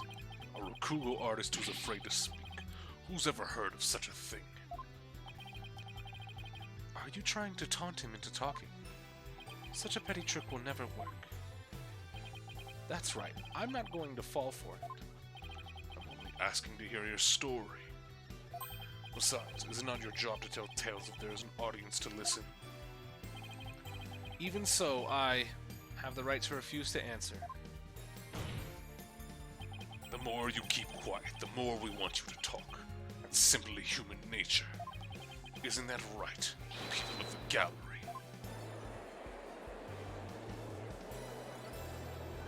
This is definitely the least compelling case in forever. Yeah, no, it kind of sucked.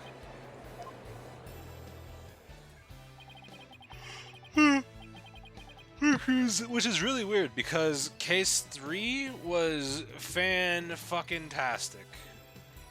One of the best cases of Ace Attorney bar none, and this case is just kind of whatever. Even with this wonderful audience in front of you, you still refuse to talk. If so, then perhaps you chose the wrong line of work, my friend. Are you saying I should quit because I'm not afraid to speak my mind? I'll have you know. Oh no, never mind what I just said. It is scary to talk. It's absolutely terrifying. But no, as a Rakugo artist, I must talk. If I don't, how can I ever show my face on stage again? Your Honor, I'm ready to testify. He did it. He managed to convince Uendo with his power of suggestion. Bully for you, Uendo. That's a real Rakugo artist should be. Or that's as Rakugo artist should be. Case 2, even if it flopped a bit at the end, wasn't awful either. This is just filler. Yeah, like, Case 2 was, like, really, really, like, good up until it fumbled at the fucking goal line. And Stupid ran it back for a fucking 6. Alright, if the witness wishes to testify, then by all means, please do. To be turned by such an obvious ploy, what a weak man of spirit. A weak man of weak spirit.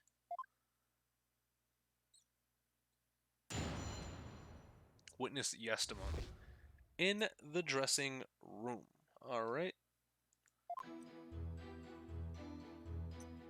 After my performance, I went to visit Shisho. I called to him from outside the room. But he didn't reply. When I entered the dressing room, I saw Shisho slumped over on the table, motionless. I guess we press everything then? Is it raining really hard outside? Is that hail? God is dead. From what I can tell, there do not appear to be any inconsistencies of the in the testimony. Of course there aren't any, because I'm not trying to hide anything. Prosecutor Satmani's right. I don't see anything inconsistent either. Oh, is it time for Mood Matrix? I did pick up on some faint... Yeah. Sick. Ponder all you would like, defense, but it is pointless. Your Honor, I believe there is no need for further deliberation. Shut that bullshit up, Chief. I detected discord in the voice of the witness's heart. That's clear indication that Uendo is facing some sort of inner turmoil. Are you saying what I think you're saying, Miss Sykes? Yes, Your Honor. The defense would like to conduct a quick therapy session on this witness. Objection. Uendo, there is no need for you to submit to this so-called therapy. It's fine by me. I have nothing to hide. Bring it on.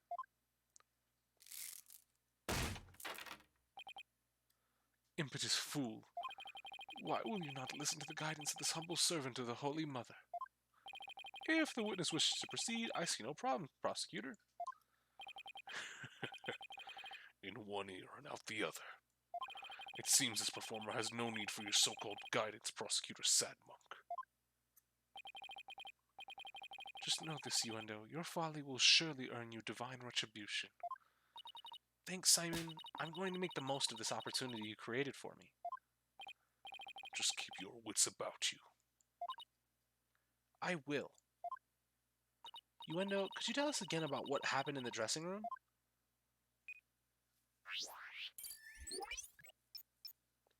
You've only been here for an hour? What does an hour and 45 minutes mean to you, Exalted? That means only an hour? Here we go. After my performance, I went to visit Shisho. Happiness. Do make sense.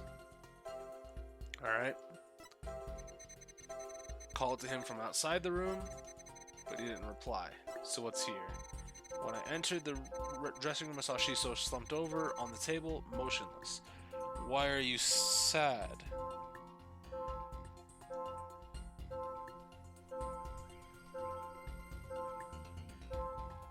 I mean, you should be surprised then. If you're sad, you should also be surprised? Question mark? That makes sense. It makes sense to me. Window, I'm noticing something strange with these emotions. Something strange with cheesy toe skin, you say? No, something strange with these emotions. How can you hear something stranger with cheesy toe skin? I don't know. Maybe it's me who's gotten some cheese in my ears. Did he will the floor to open up and swallow his cushions out of shame for that bad joke? The point I'm trying to make is that I noticed something unexpected in your emotions. Now stop hiding and come out with where we can see you. Bailiff, please bring the witness a few replacement cushions. What? Y'all can't be serious. Nigga, get down from there! So, what was this unexpected thing you noticed? Oh, come on, His Honor said a few cushions, not a few dozen. Now that we've all had a good laugh, please continue, Miss Sykes. Who's laughing? Focus, Athena. Don't let yourself get rattled. When you entered the room and saw your master slumped motionless over the table, you weren't the least bit shocked, Uendo. Don't you think that's a little odd? Got him. GG's. Is it, though? Lack of surprise means you were prepared for what you saw. And I think I know why. The reason Uendo wasn't shaken when he saw his master's dead body is because he knew about his master's death. Uendo, I think maybe the reason you weren't shaken was because you already knew you would find your master dead. Shit on.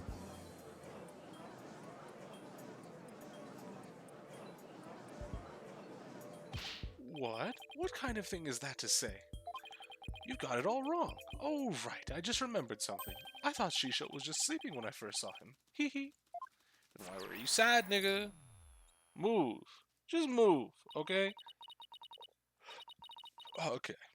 So, you thought he was sleeping? It sounds plausible, but... Oops, clicked off the game window. Perfect. What made you think he was asleep? Well, he had his head and arms up on the table, as if he were taking a nap. Oh, and one other thing. There was that note, too. A note? What note? Ah, he must be talking about this. It appears to have been written by the victim. Allow me to read it. Resting. Do not disturb. Thank you for taking the very busy schedule that you have, Prosecutor Sadmati, and giving us a little bit of that time so that you can read 4 fucking words. Thank you. Yes, that's the note I saw. After reading that, who wouldn't think Shisho was napping? That is a pretty reasonable assumption. You gotta be kidding me. Taifu's note. That's right. I saw this note, so that's why I thought Shisho was asleep. But then you were sad, nigga. Alright, what? Move! I want to change my testimony to include that statement. Alright, I'll run an update.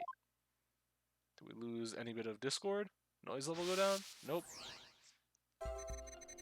Alright, after my performance, I went to visit Shisho.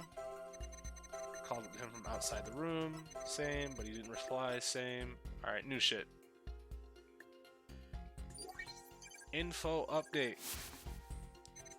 When I opened the door, I thought he was sleeping. Okay, so we've lost all emotion there. But something seemed off, so I rushed over to him. What? Why are you angry?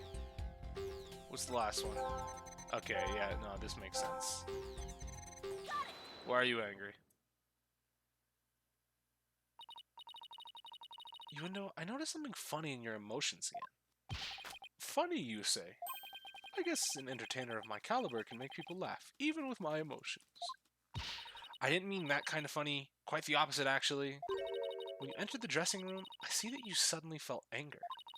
What I want to know is, what made you feel angry all of a sudden? What? Let's see. Oh yeah, now I remember. As I was going in, I whacked my little piggy on something. You stubbed your fucking toe? I was annoyed at my own clumsiness. Wait, you mean you stubbed your pinky toe? Just a little bump on my little piggy. No big deal. It's embarrassing, really. Sounds more like he's hiding something. I'd better dig a bit deeper. I don't need to be embarrassed, Yuendo, but I'm afraid it's something we need to look into. I don't really see anything you could have stubbed your toe on. In the area around the dressing room door in this picture. But maybe there was something there at the time? Yuendo, what exactly did you stub your toe on? Objection.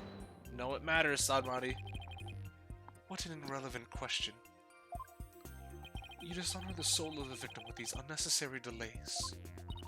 You tell her, really, who doesn't stub their toe every once in a while?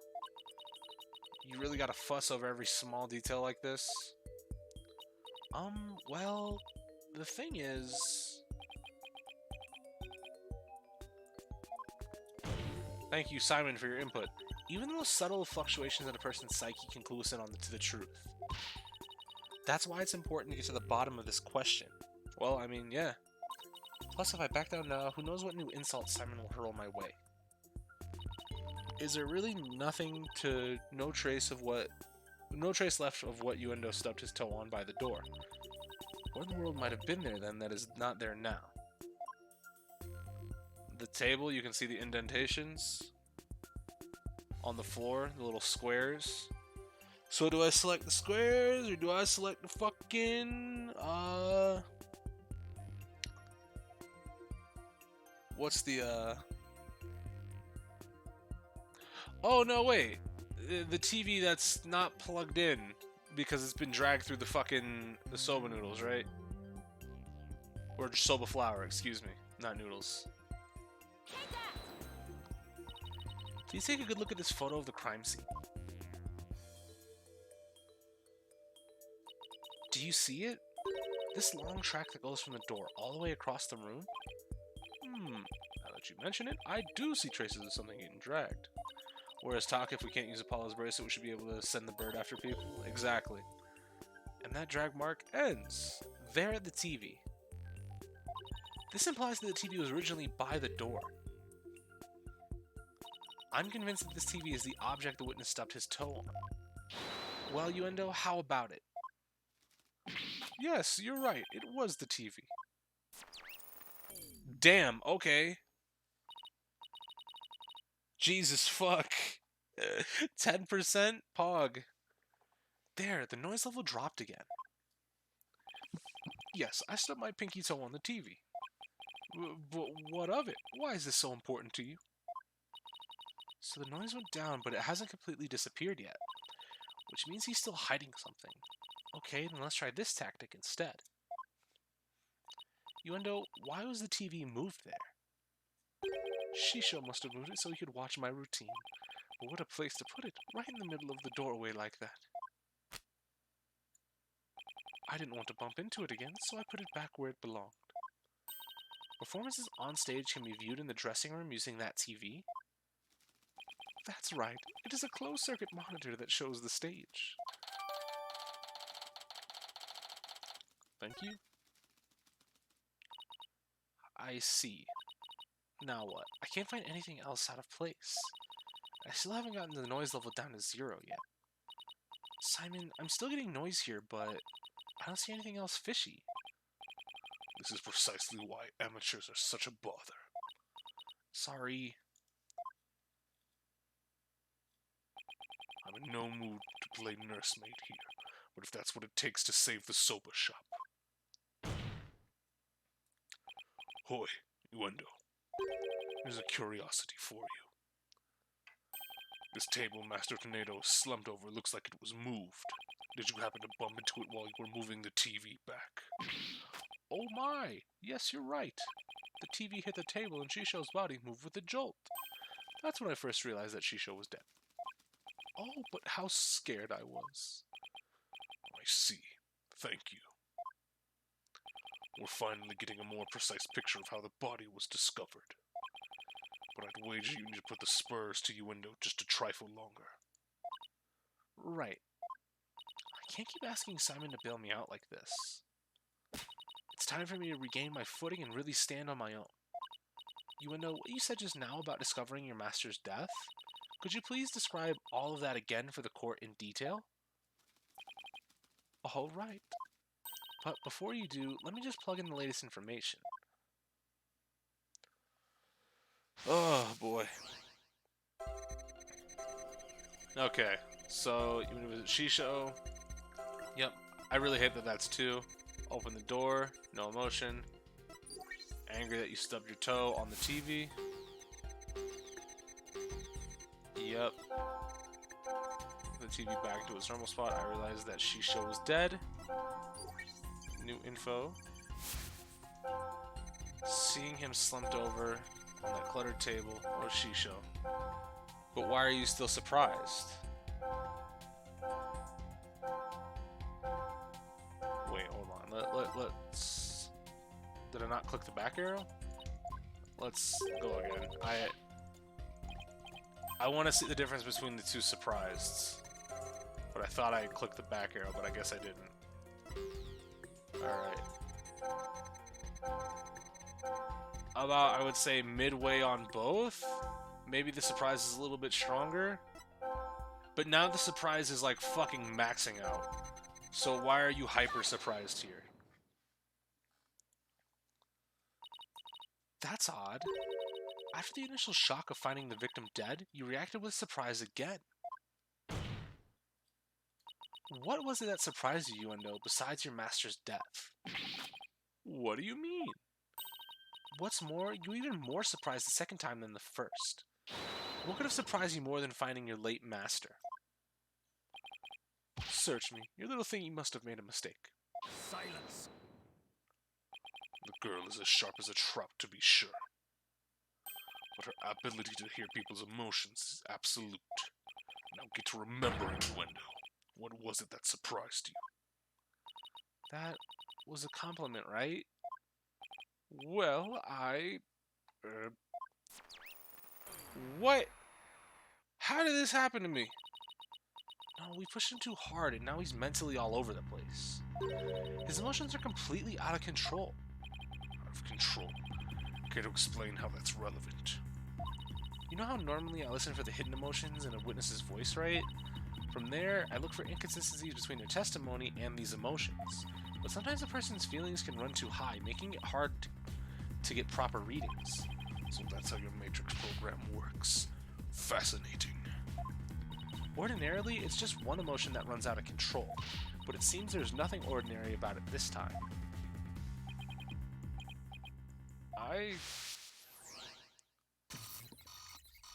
Angry going brazy. Alright. Alright, so. It's probably gonna be the cards, right? The cards probably spelled out his real name.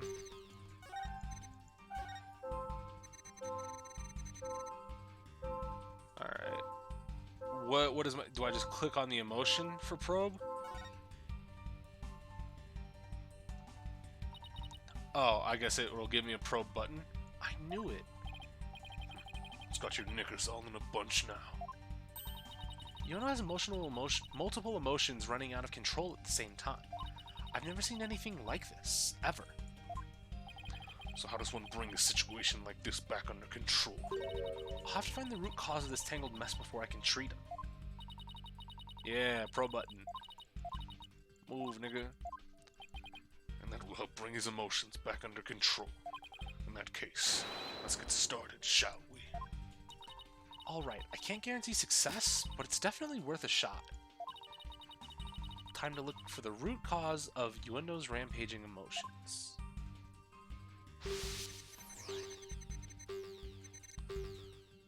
Alright.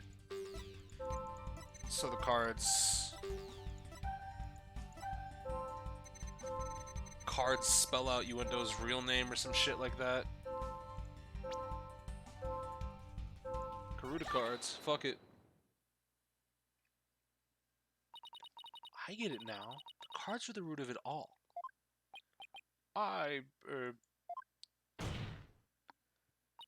Don't try to deny it. You can't hide your feelings from me.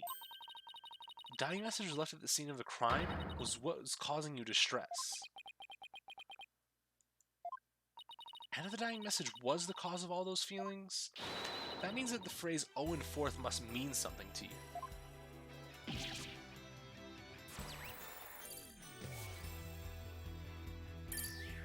Thank you, widget. There! Noise level 0. Final. Shut up, Sadmati. The dying message consists of 2 words, Owen and Forth. But neither of these 2 words have anything to do with this witness.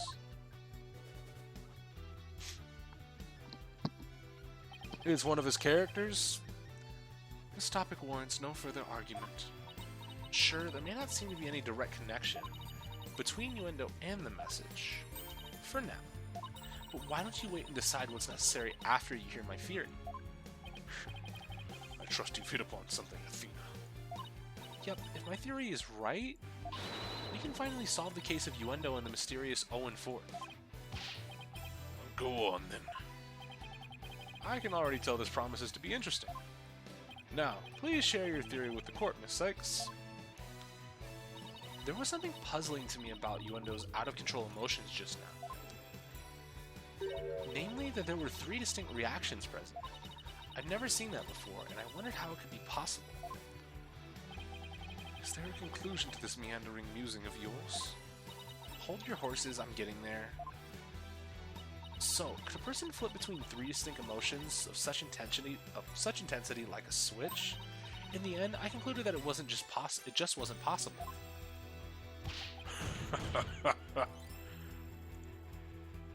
So that's it, is it? Bit unconventional, but I'll grant that it's possible within the realm of psychology. Within the realm of psychology? I'm afraid you'll have to explain it for the old man up here on the bench. Your Honor, my theory is that Yuendo... I mean, multiple personalities, technically? Like, I really don't hope it's that, but...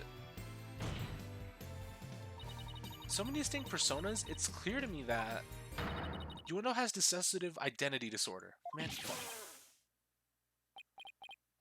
What does that even mean? Son of a bitch. Finally beat this bastard in Persona 5 for only having my PS4 lose power before I save. Damn. How the fuck that happened to you? Your Honor, the defense would treat this trial as a child's jest. Multiple personality disorder? A preposterous proposition indeed. Would you not agree, witness? How did she know? How did she figure it out? Well, I mean, GG. Got him. I can't believe it. I did it. I did it, Simon. I've read papers on it before, but to think I'd see a case of it for myself? Blimey. Rakugo artists tell stories as different characters, but as different personalities. Hey you, lawyer girl. You got a problem with us, huh? No problem at all. He also gave himself away a bit early on. Yeah, no, but that could just easily be explained away as, oh, those are the characters that he performs as. Which I would have been fine with. You know, like... Because it would still make him a murderer that you cannot feel sympathy towards. Because if he gets too into character and he killed somebody like that, then oh shit. Then that sucks, right? So Owen is, we've seen 3 personalities right now: the kid, the girl, and Yuendo's like base, I guess you could call it. So Owen must be Owen fourth, means the 4th personality is Owen. Great. Perfect. This is all very hard to believe, but now that we've established that the witness has multiple personalities, could each of them please introduce themselves to this court? Yuendo Tornado. I'm a Rokugo storyteller, as you know. Hello, everybody. Patches, the friendly jester here. Hee hee. Kisegawa, courtesan. And is that all of you? Patches, by the way. Yes, that's all of us. So there are 3 personalities in total. Yuendo, Patches, and Kisegawa, huh? Well, Simon, what do you think now? And you're one lucky duck. Just be glad they were dense enough to help you out. Can't trust anybody named Patches. I've been ruined from trusting anybody named Patches ever for all time. Can't you just straight up say I did great for a change? Don't heh at me, you bastard. You appear to be quite proud of your self-defense. But all you have done is infringe upon the privacy of the witness. I couldn't disagree more, prosecutor. Now that we know there are 3 personalities, a new way for us to interpret the meaning of a certain piece of evidence has arisen. A new interpretation. Ooh, now I'm very curious. What is this piece of evidence you're talking about, Miss Sykes? Knowing what we know about Yuendo and his personalities, this now makes perfect sense. Do I present the fucking crime scene photos? Do I actually have the cards as... Oh, I have the actual cards as a piece of evidence, I guess I can present? The Karuta cards? That's right, Your Honor. Recall the original dying message left at the scene. We didn't have a clue as to what Owen Fourth could possibly mean. But now, with this new information about Yuendo and his personalities, isn't it possible that Owen Fourth actually means a secret 4th personality of Yuendo's? A personality named Owen? Pursuit theme. Yuendo must have had his dissociative identity disorder from us because he didn't want to be associated in any way with that dying message. No, that's not why. We kept our disorder a secret for a different reason altogether. We've been taking advantage of our affliction to act as various Rakugo characters. If word got out, well, our reputation as Rakugo artists would be tarnished, as with the Tornado name. That's why we kept it a secret from everyone except the members of the Tornado School.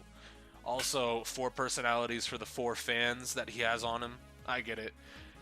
I mean, the design lends itself. He's wearing, in his robes, he has 4 different distinct colors. I get it. Like, I gotcha. They give enough hints for you. That's pretty cool, at least. I still don't like DID being used as a plot point. I still think it would have been far more interesting, depending, or at least right now, I think it would have been far more interesting to make it so that he's the murderer because he was too into character. That would have been a really interesting plot point, but I don't know if that would have... If he's even the... If Owen is the 4th personality and Owen did it, then okay, yeah. You can't really convict him, I guess. You can kind of send him to a fucking insane asylum, but that's about it.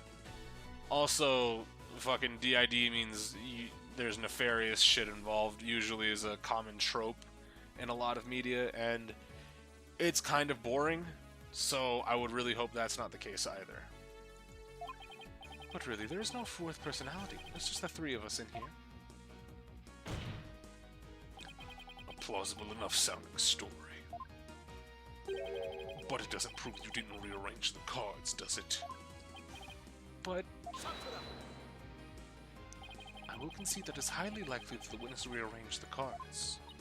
Is Prosecutor Sadmati actually agreeing with us? However, is it also not possible that the accused killed Master Tornado?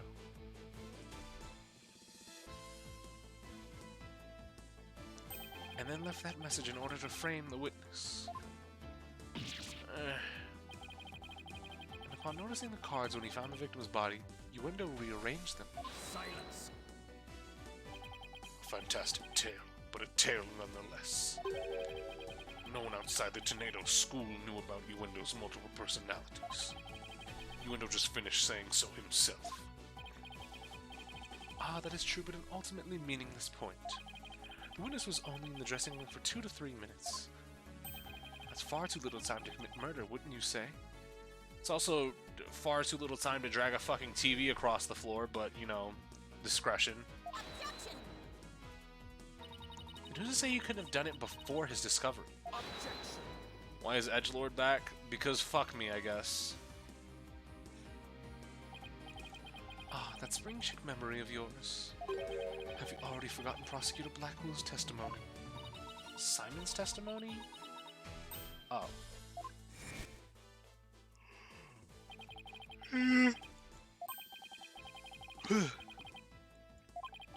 Yeah.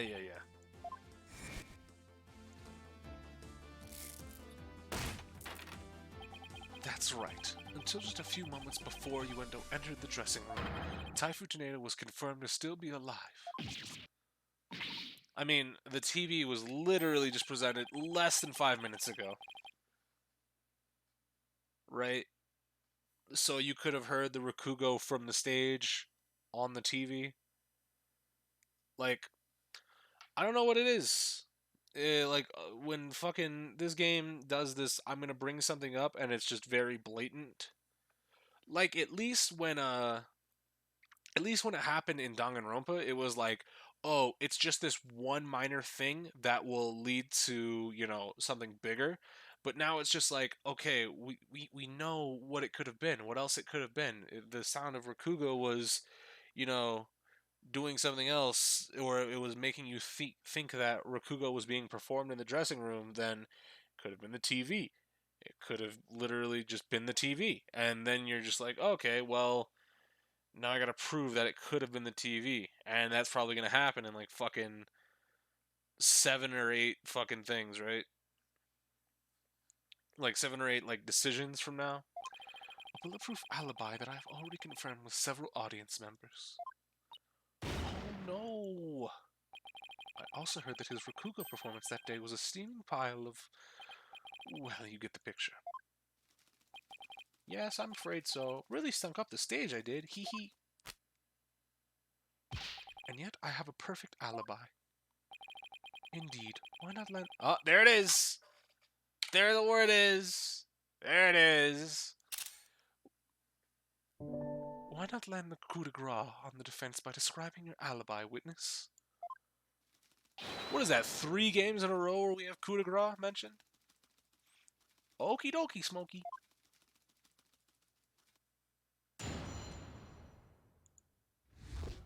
Uendo's alibi. I was on stage until just moments before I went into the dressing room. The entire audience was my witness. But my performance was a huge bust. Not a single soul laughed. I'll never be able to live down how terribly I bombed during that very important show.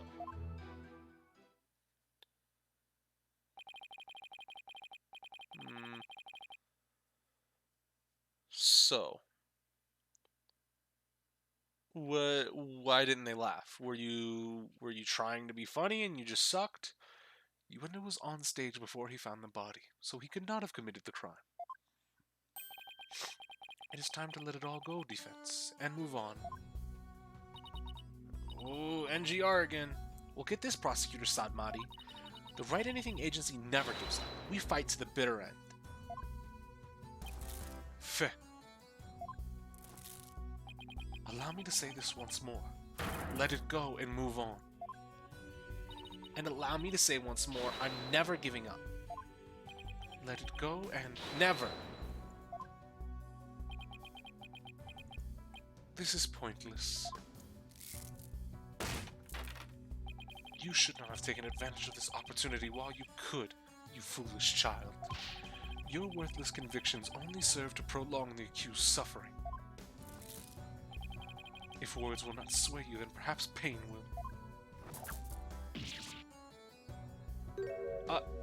Oh no, anything but this.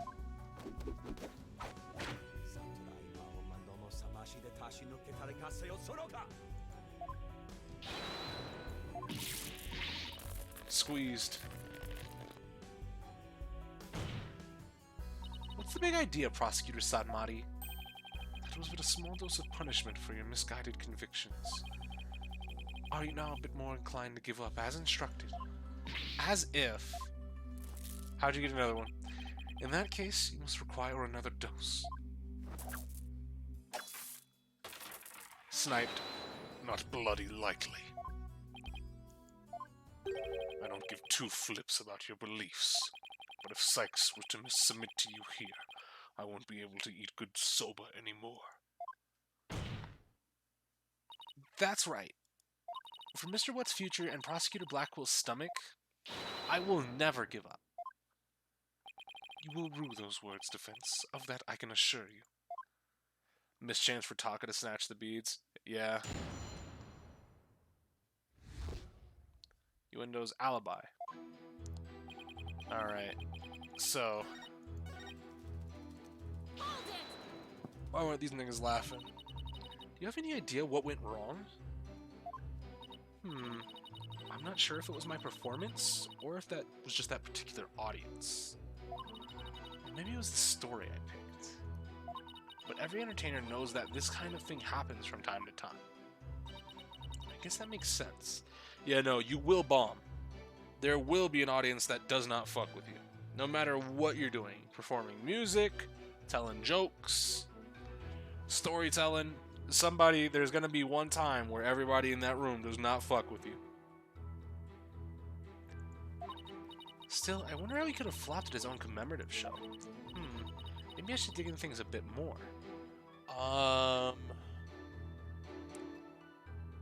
So, what you performed, right? That probably would be the best, because you can't really know too much about the audience. Could you tell me which Rakugo story you performed? I could, but I'm not sure if it would mean anything to the uninitiated. Well, even if I might not get it, can you at least try me? Alright, if you insist. The story I performed is called Toki Soba, otherwise known as Time Soba. Yeah, we knew that though, right? Time Soba, huh? Maybe Windows right. He only said the name of the routine. I'm already lost. Well, it's in the invitation as well, right? That Simon got? No, you were supposed to do... Okay, so no. Of course. Add that to your testimony, first of all, but you were supposed to do Soba Glutton. Master Tornado was supposed to do the Time Soba. Hey. So you performed Time Soba, did you? What? You know it, Prosecutor Sadmari. In the course of my studies last night, I became familiar with a number of stories. I must say, defense, you would do well to prepare yourself for your next trial. Simon, what's Time Soba about? Look it up yourself. Allow me to give an overview. The story takes place on a winter's night. A man orders a bowl of soba on a street stall. How you doing, sir? What can I get for you? I see you've got seaweed top hanamaki soba mixed with... Okay, he's just reading the entirety. Okay. Alright, move.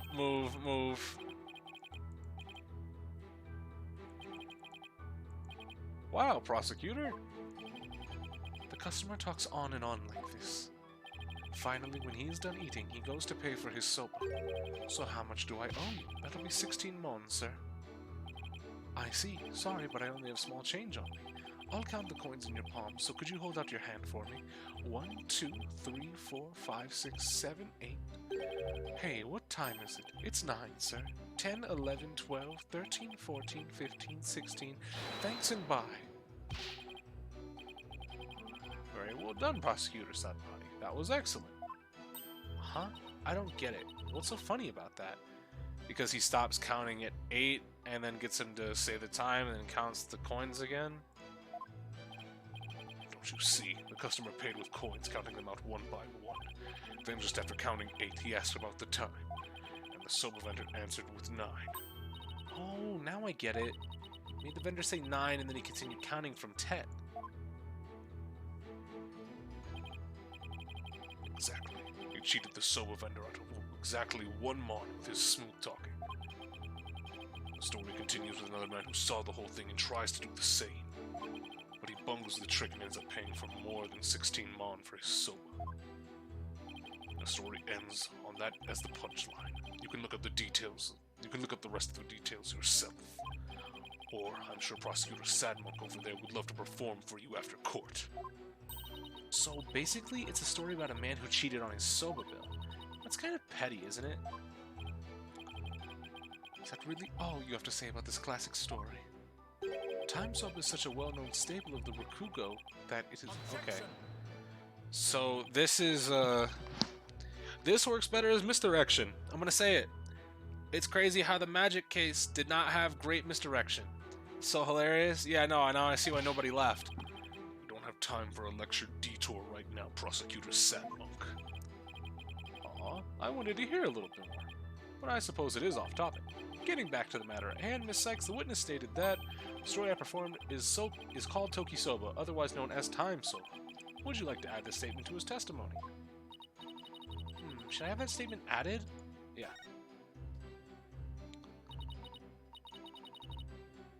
Simon would know. Yeah. Simon is definitely a fucking weeb. What do you mean? It must be Japanese humor. We don't get it. Very well. So what I perform is Toki Soba. So how about you just shut that bullshit up, cousin? Why'd you do the wrong routine? Isn't there something odd about the routine you performed? Odd? No, I don't think there's anything odd about it. I think it's just Simon Huber, TBH. I mean, very well could be. It sucks is what it does. It's definitely just awful. Who be pinging me?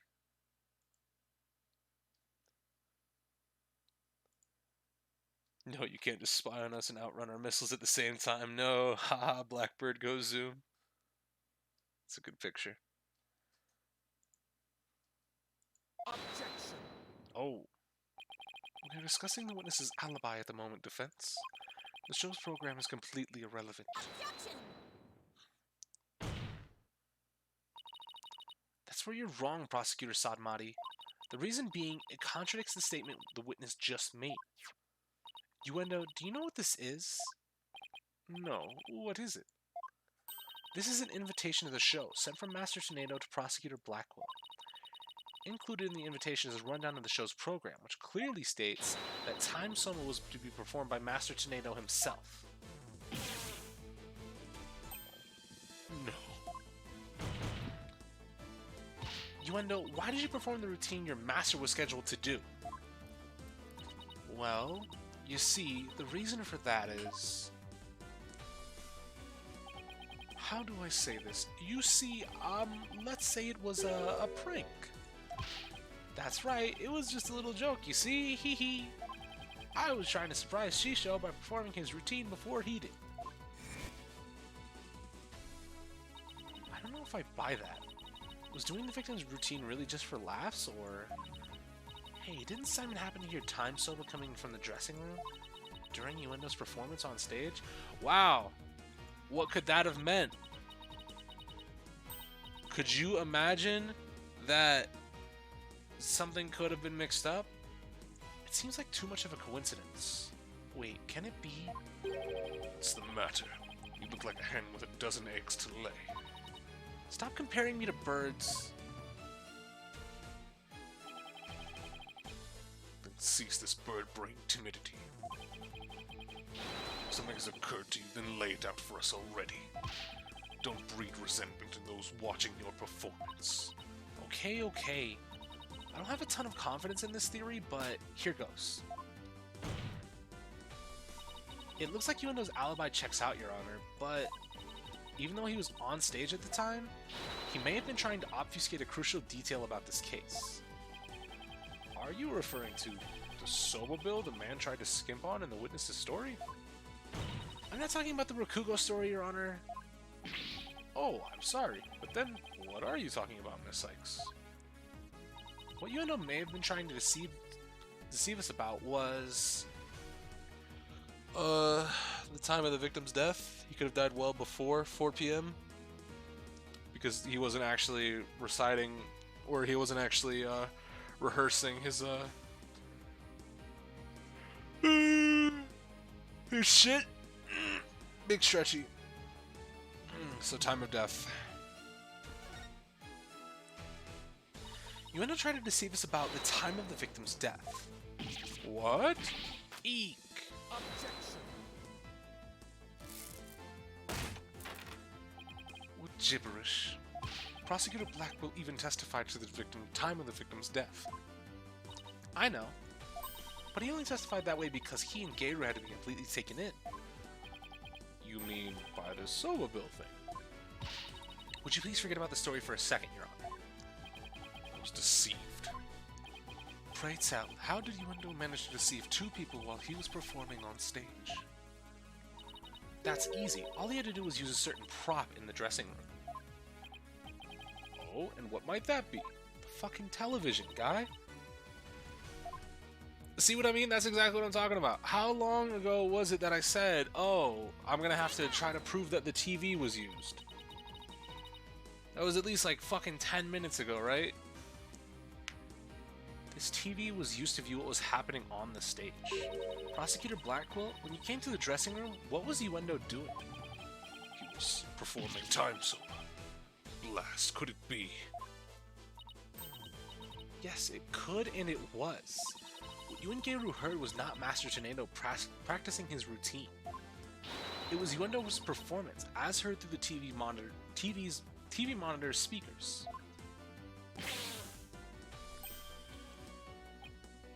What? With the TV just inside the inner door of the dressing room, it could have easily been heard from the hallway outside. Because we knew that Master Tornado was scheduled to perform time soba. We were easily manipulated into thinking he was still alive at the time, rehearsing. Yes, your knowledge of the day's program is why the 2 of you could be fooled this way. Simon, did the voice you hear belong to Master Tornado? With the doors in the way, I couldn't tell exactly who the voice belonged to. But because I heard time soba, I just assumed it was Master Tornado.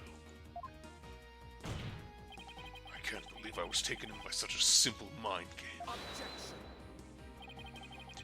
All of that is mere conjecture. Where is your proof defense? Yuendo moved the TV back when he discovered the body. After all, he couldn't very well leave it by the door. Because someone might figure out the trick he'd been playing. There's one more thing about Yuendo's actions that's suspicious. And that is... the fact that he flopped so badly on such an important occasion. What's so suspicious about that? Even pros slip up once in a while, you know? But I believe that this time it was intentional. Because Yuendo knew it'd be strange to hear laughter come from the dressing room. Oh my. Yipes, no IFC. It's all just a bit too perfect to be sheer coincidence. Plus, if the voice Prosecutor Blackwell and Geiru heard was due to Yuendo's scheming, then the victim's time of death could have been earlier than 4 p.m. In other words, Yuendo could have killed Master Tornado himself. Shit on. I've got you by the stones now, Yuendo. So you better confess everything.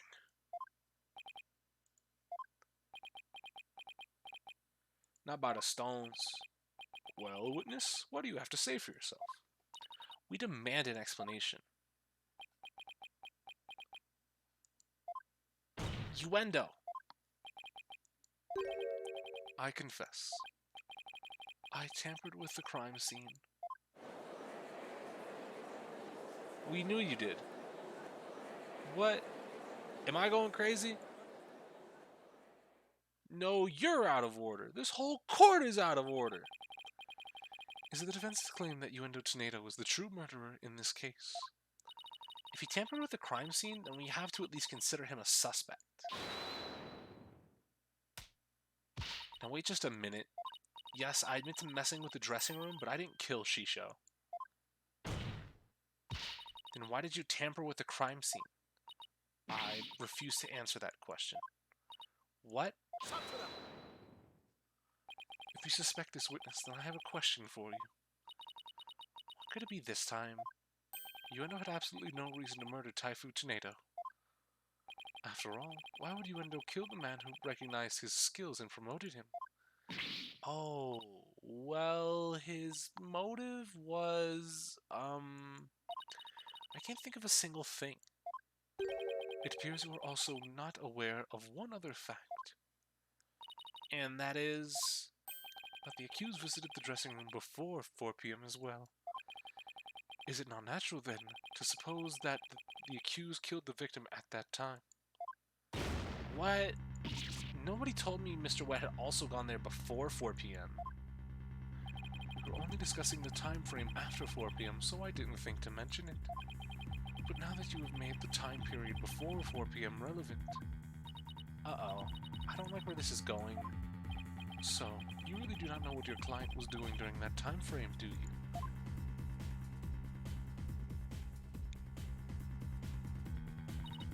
Well, it was all very sudden, and, why'd you wait until the very last second to contact me, Simon? Don't you give me that look. And just so you know, Bucky never told me he had visited the Master before 4 p.m. either. This sort of thing is exactly why that prosecutor keeps calling us unprepared. The defense will stop squabbling this instant. Sorry, Your Honor. Prosecutor Satmati, please continue. Thank you, Your Honor. Defense, you know the soba-making implements in the dressing room, correct? Is he talking about the equipment for making soba noodles?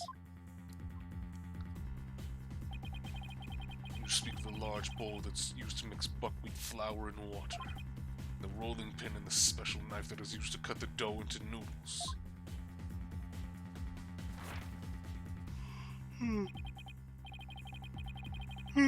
Big yawns. Precisely. Oh, that's Nayuda. Precisely. These tools all came from the accused soba shop. You mean they didn't belong to Master Tsuneda? Mr. White had visited the dressing room to give the victim a soba-making lesson, and that visit was before 4 p.m.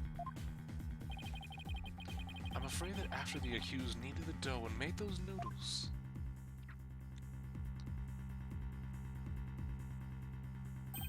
he committed the act of murder. But wait, that doesn't add up. If Mr. White killed the victim before 4 p.m., then why would he return to that room at a later time? Is it gonna be Bucky? Hey, bud. What? What soda? You're kicking Kabuto when it comes to noodles. Oh my. Hi, Miss Chickadee. Hey, Simon. The reason I went back is because Master Tsuneda ordered uncooked noodles. Mr. Wet?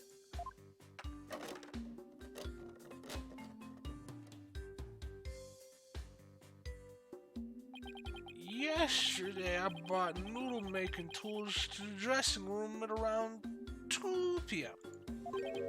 That's when Master Tsuneda ordered uncooked soba noodles to stock up on.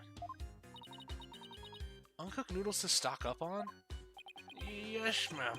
Master Tsuneda kept a supply of soba noodles from my shop in his fridge.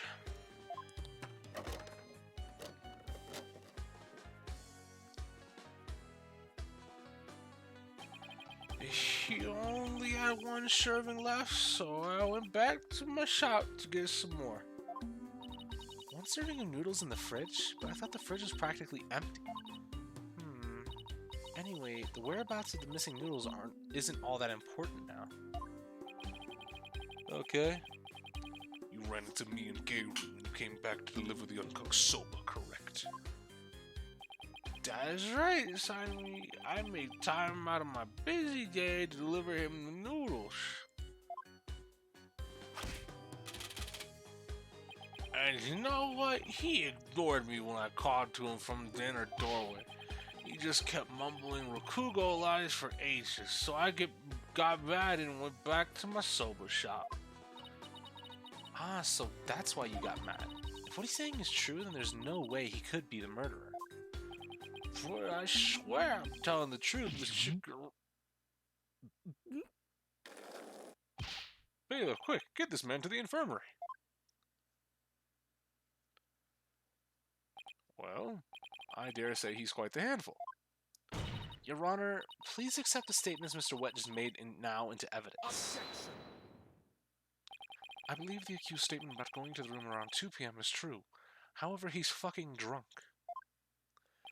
For it falls within the victim's estimated time of death. That opens up the possibility that the crime was committed between 2 and 4 p.m. That is some critical information. Yes, Your Honor. But other than that one point, Mr. Wet's statements are dubious and without proof. Objection! But they are words of the defendant himself. Simon, back me up here. He has a point. If I were the prosecutor, I wouldn't accept them either. While I understand the defense's feelings on the matter, this court is unable to accept anything other than the time the defendant made his visit. Well, that's just fucking great. We should be able to get him back on the stand, though, in order to properly testify. He's just gonna go throw up real quick and he'll be back. Now what do I do? I trust you have no further objections, defense. At last, the time has come to send the soul of the victim onward to the Twilight Realm. Silence. What are you yammering on about, Prosecutor Sadmonk? We still have something we need to question Uendo about. We do? Like what? Don't just stand there. We don't have any evidence left to present. Well, we need an alibi for fucking 2 to 4. Have you forgotten already? Isn't there still a hidden witness you have yet to question? A hidden witness? Oh, that's right. We talk to Owen. Your Honor, there's still one more issue we haven't finished discussing yet. Oh? And what is this bit of unfinished business? We haven't finished discussing this issue related to Uendo.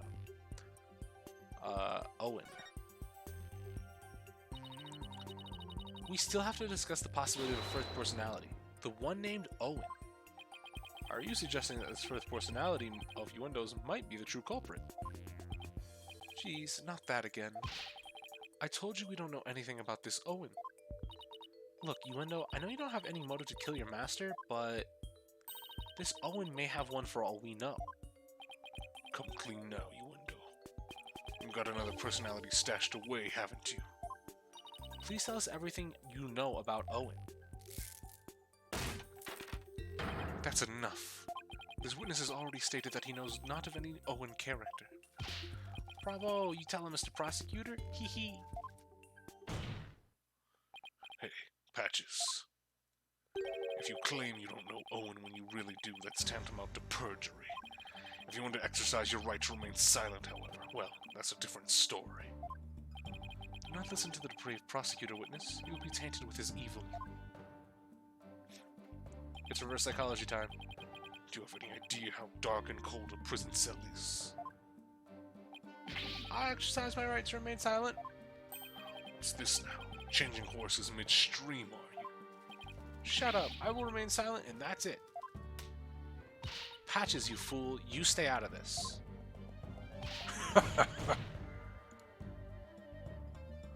Patches is not the brightest bulb in that box you call a noggin, is he?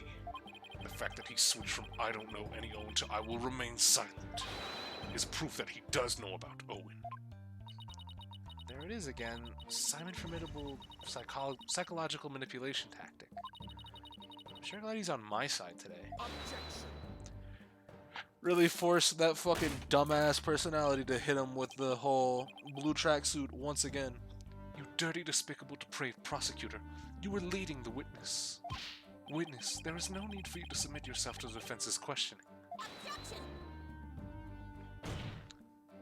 Your Honor, Yuendo is definitely hiding something. Please allow me to question this witness about the existence of Owen. I suppose only this witness can confirm or deny the existence of Owen for us. Very well. I will allow the defense to proceed.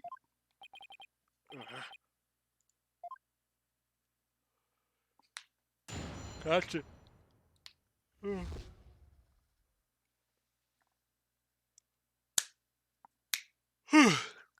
About Owen. I've never met any personality named Owen. Patches was just blurting out nonsense in a panic. We're always aware, so we definitely noticed if a personality like that showed up. So we can talk to we could talk to Owen if there is like something specific that makes him show.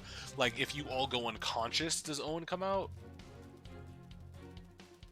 Questions for maybe in a second. How dare you treat me like a criminal based on mere conjecture? Well, because it's good conjecture. Wow, how am I supposed to deal with the testimony of 3 personalities?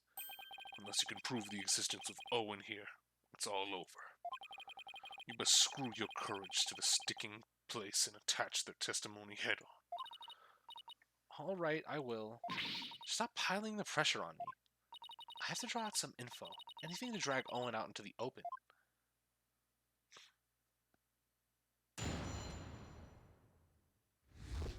Alright, about Owen.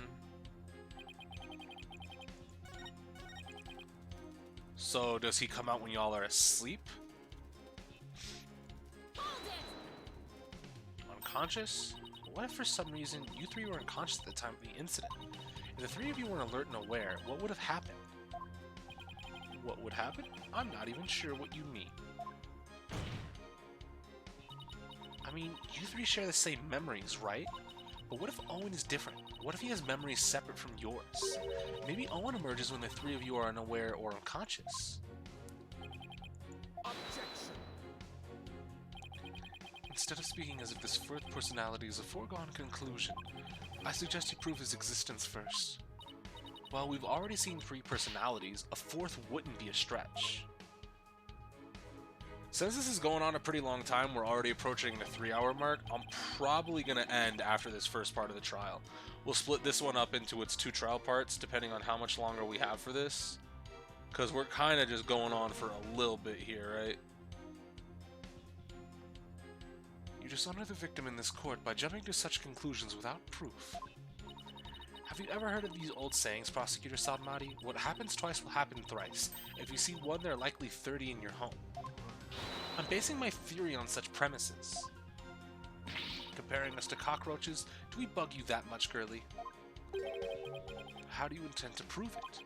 How will you prove that all 3 personalities became unconscious, as you say? Unless you can do that, all of this talk is merely empty speculation. Well, Don't be so timid. If you don't have it, then find it. Look for something that could render Yuendo and the others unconscious. Simon's right. I can't back down now. For my client, Mr. Wet, I have to. Wait, Mr. Wet?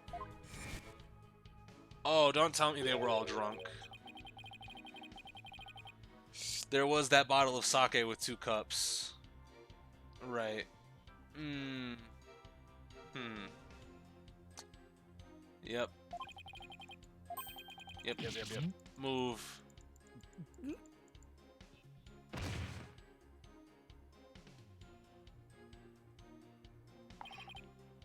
Flashback, niggas. Mr. Wet, falling unconscious. Wait a minute, I think I've got it. Miss Sykes? Do you have proof to back up your theory? Yep. Yes, Your Honor, I do. The proof is right here in this crime photo. It is. In that case, please point out what supports your theory. Well, the fucking giant-ass empty bottle of sake. Or some liquor, probably sake. Considering how hard we're leaning on Japanese shit. This is probably what made Yuendo lose consciousness. Yes. Oh yeah, sake. And isn't it just like Master Tornado to pick a fine brand like Camel? Sake? Oh, you mean rice wine. So what is Bucky drinking to be drunk this entire time? Something I need. Oh please, don't call it rice wine. That's so unsophisticated. And it's not even wine? Silly girl. I must agree. You need to become more cultured, Athena. Tomato, tomato. It's made of rice and people get drunk from drinking it, right? It's called sake. End of story. They're not Japanese comic books, Athena. They are manga. Fine, sake it is then. Hi caramba, everybody's so touchy about these things. I recall Master Tornado would often have a drink or two before performing. He said it made him more eloquent. Drinking too much of the stuff can make one lose consciousness, though, of course.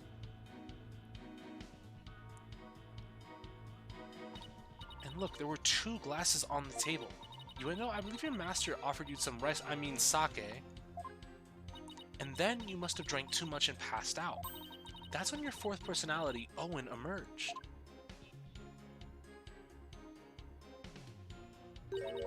I drank sake? Oh, that's a good one. We have a real sweet tooth, you see, so yes, we did accept a sugary red bean bun.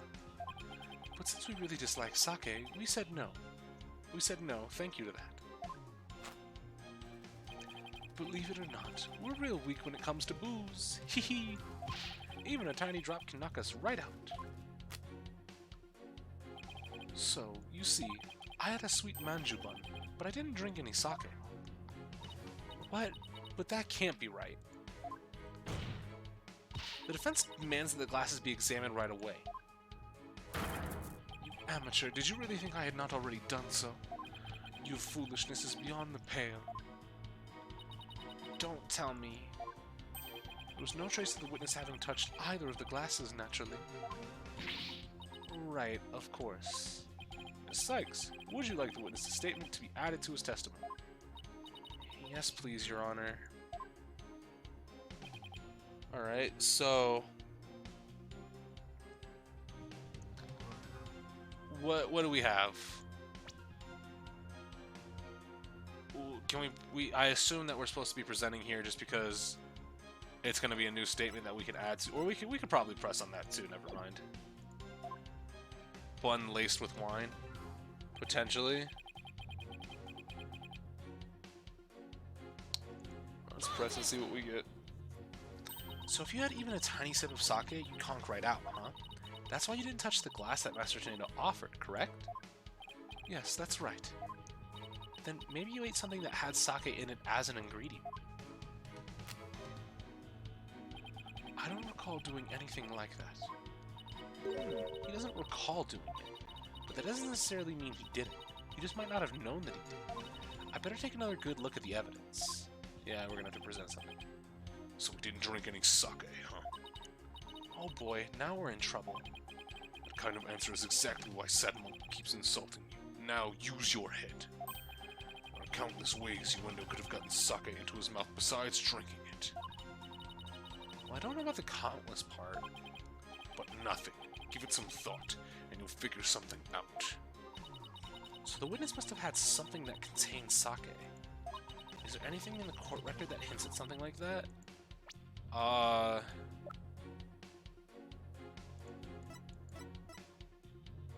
Potentially this? Because it has camel on? It has the camel on the print?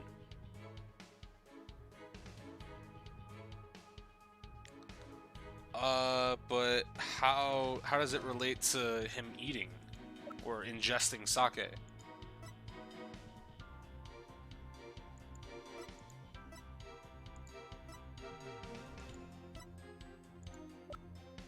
It has to be this, but how?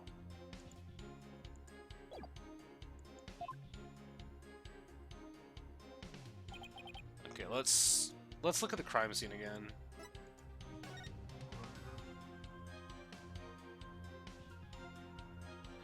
Oh, okay. So if you were eating a bun, which it's half eaten right there, there's also the okay, it's wrapping paper. Okay, okay, never mind, never mind. There we go. So he couldn't have written that note until after you opened it and ate the bun.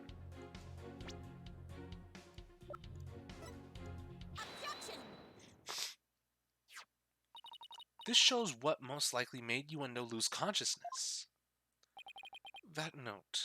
Are you feeling lightheaded, child, or perhaps a bit peckish? I'm not hungry and my head feels just fine. Thank you very much.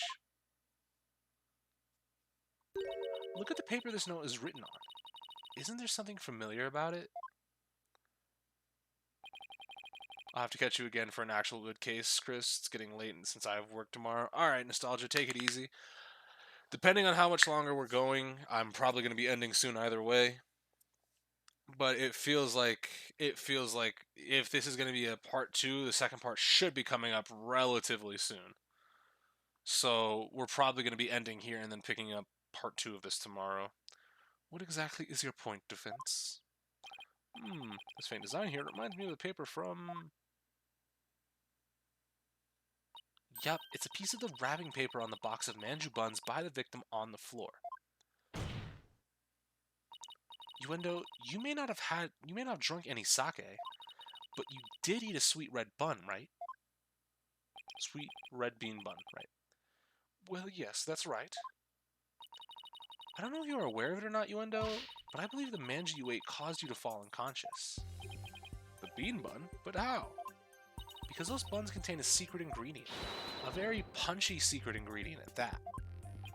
Punchy secret ingredient? Yes. The design on the wrapping paper matches that of something else in the room. It does. We just talked about camel, did we not? Are you fucking serious? The design on this object matches that of the manju's boxing. Are you fucking serious? Why do we have to point this out? The camel pattern, it's the same as the camel brand sake. He can't focus balloons on the mind. So, just as Ueno said, he didn't drink any sake per se. But he did eat some. Impossible. Ueno had a camel brand red bean bun, which boasts a nice shot of sake as one of its ingredients. So the defense is claiming that Yuendo passed out after consuming a camel sweet bun, which allowed a fourth personality named Owen to emerge. Is that correct? Yes, Your Honor, that's exactly what I'm claiming. But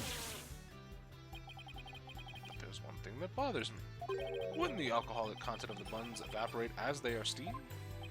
In order to give them a stronger flavor, some manju are specially made to retain as much of their alcoholic content as possible.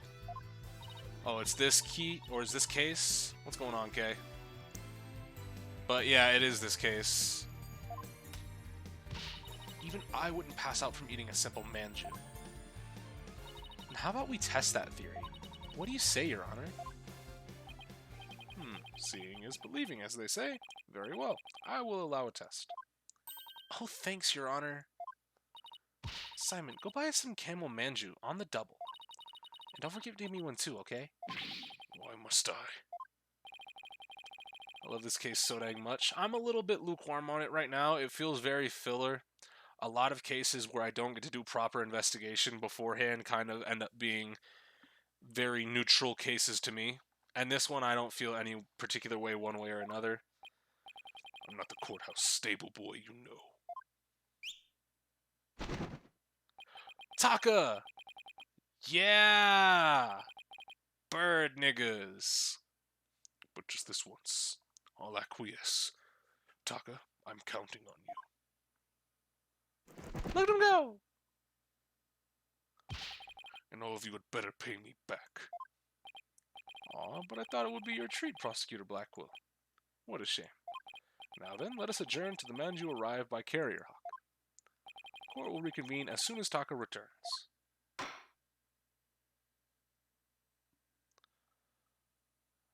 Alright. Oh, this is our to be continued. Huh. So, roughly how much more of the case do we have? Can anyone hazard a guess on how much longer we might actually have? How long? Because I've been told this chapter is just a two-part trial.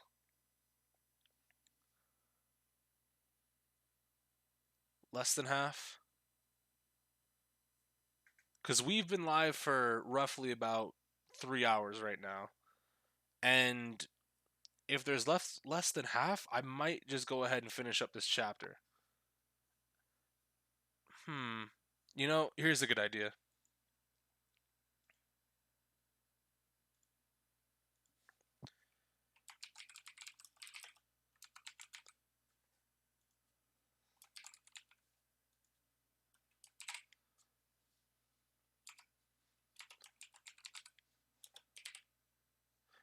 So, here is something for you guys to look at.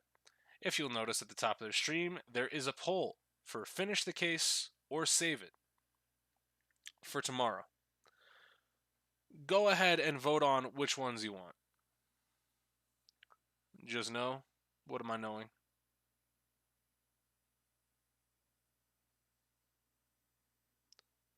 I have my credit card loaded if Yes loses. Oh no. It doesn't look like Yes is going to lose. It looks like only 2 people are saying save the rest. But we'll let the clock run down, okay?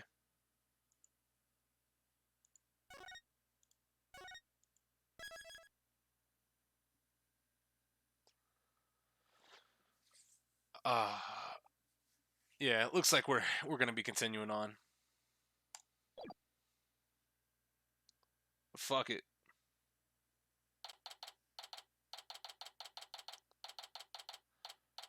May 13th, District Court, courtroom number 4. By the way, case 5 might be broken into 3 or 4 days. Wait, what? Oh, case 5 must take place in Karain then. Because if it's 4 days, then it doesn't make sense for it to take place. Of course it has to take place in fucking Karain. We saw Dirk. Case 5 is long as fuck. Oh. Oh. Huh. Yeah, no, then we'll definitely be breaking Case 5 up into multiple parts. Now that the sweet buns have arrived, this court is back in session. Go on, Yuendo, eat up. Chomp, chew, nice flavor. You can really taste the sake. That was delicious. Yes, a unique sweetness in the faint aroma of sake. Yet, I hardly think that anyone could pass out from eating something like this. What's the matter, Uendo? You're not afraid of a tiny manju, are you? Or are you scared of how many calories it has? Don't be ridiculous. A sweet little snack like this couldn't possibly... I mean, it could never. Less bleating, more eating, witness. Fine. Whatever. Chomp, chomp, gulp. See, I told you it don't affect me in the slight. We might be a lightweight, but come on, nobody's that light. Seriously, nobody gets drunk off one little boy. Good night.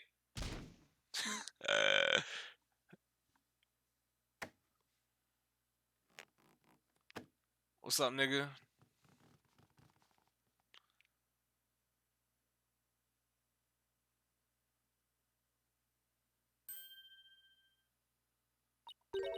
It looks like it worked. Oh my, witness, please tell the court your name and occupation. Oh.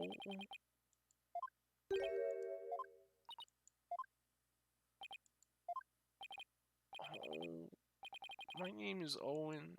I'm 5. You're 5 years old. Am I in trouble? Please don't yell at me. So he is Yuendo's 4th personality. I hardly think a child like him could have a motive to murder the victim. Well, I mean, and even if he had a motive, could he have actually committed the murder? That's a very good point. Owen does appear to be very timid and weak. Ooh. It seems the defense was hoping that this hidden personality would be the real killer. But now that he is standing here before us, it is clear that none of Yuendo's personalities can be the killer. Where can I even go from here? Shisho... Owen, do you know something about what happened to your master? Yo, come on. Come on, buddy. Why don't you tell Auntie Athena what happened?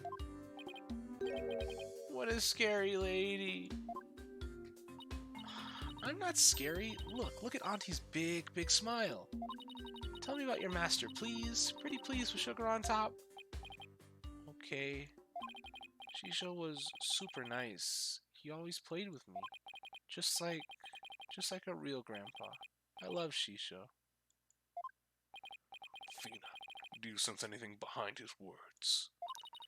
I sense his sadness. Sadness so pure it's heartrending, but no discord. Prosecutor Sadmati is right. Owen isn't the killer. But then, don't you find it odd? Find what odd? Let's review what we've learned so far. Yuendo rearranged the Karuto cards to pin the blame on Bucky. Well, that's because the original message implicated Owen. But Owen is only 5 years old, and absolutely adores Master Tornado. Exactly. The other three personalities also have no motive for murder. If Owen isn't the true culprit, then the person who first laid out the cards probably wouldn't have been Master Tornado. So then who did it? Defense? Did the appearance of Owen help you figure anything out? Yes, Your Honor. I now know who it was that first laid out the Karuta cards. But I thought it was the victim, right? No, Your Honor, I don't believe it was. The one who first arranged the Karuta cards on the table was none other than... Wet Noodle number 3! Pog!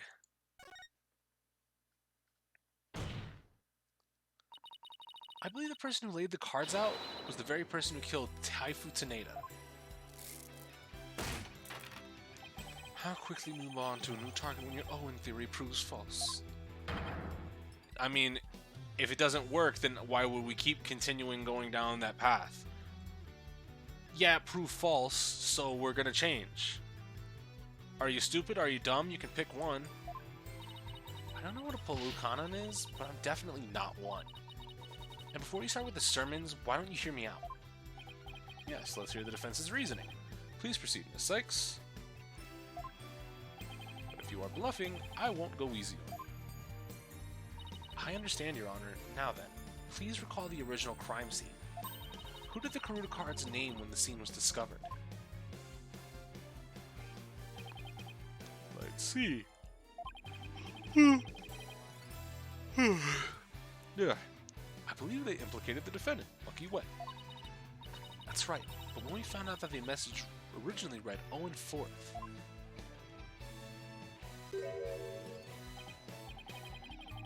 which implicated the young boy, Owen. Exactly, and that person who rearranged the cards was undoubtedly Yuendo. Yuendo may have kept silent, but we can believe he already knew his master was dead. His tampering with the crime scene using the TV album proves it.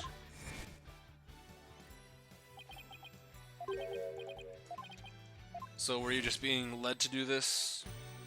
The reason Yuendo arranged the Karuta cards and moved the TV was because he saw the Owen 4th message and was convinced Owen had committed the crime. Right on, Prosecutor Blackquill. It would seem that Owen and the other three personalities don't share the same memories. Yep.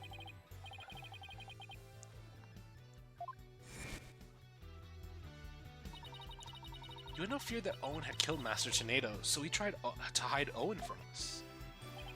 Oh. But it Turns out Owen was but a 5-year-old child incapable of hurting a fly, let alone his beloved master. So naturally the culprit must be somebody else. And this somebody else, the true killer, tried to pin the crime on Owen.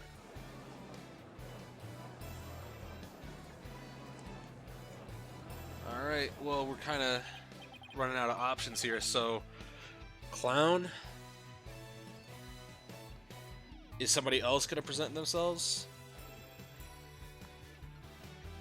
Because right now the only other option is Clown.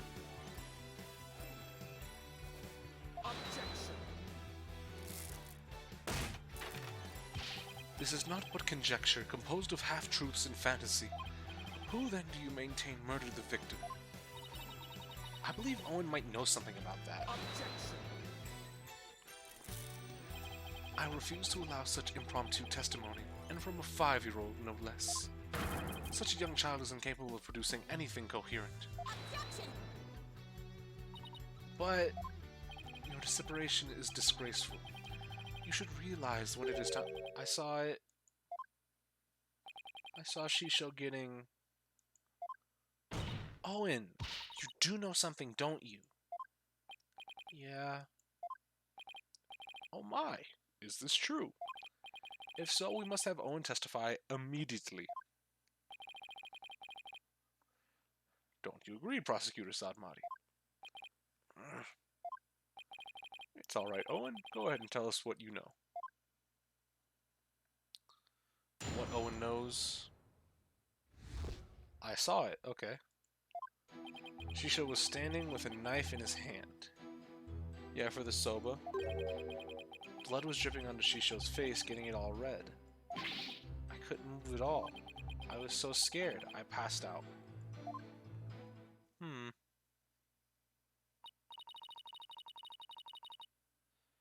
This eyewitness testimony from the moment is from the moment of the murder. Owen, can you tell us anything else about what you saw? I was so scared. So scared. Owen, his emotions are spiraling out of control. Something must have really frightened him. Is he alright? His emotions are running wild because he's trying to recall something frightening to him. Mood Matrix time! Pog! Widget 2! Yes, please do whatever you can to help the poor boy. Will do, Your Honor. I better find the cause of these out-of-control emotions pronto.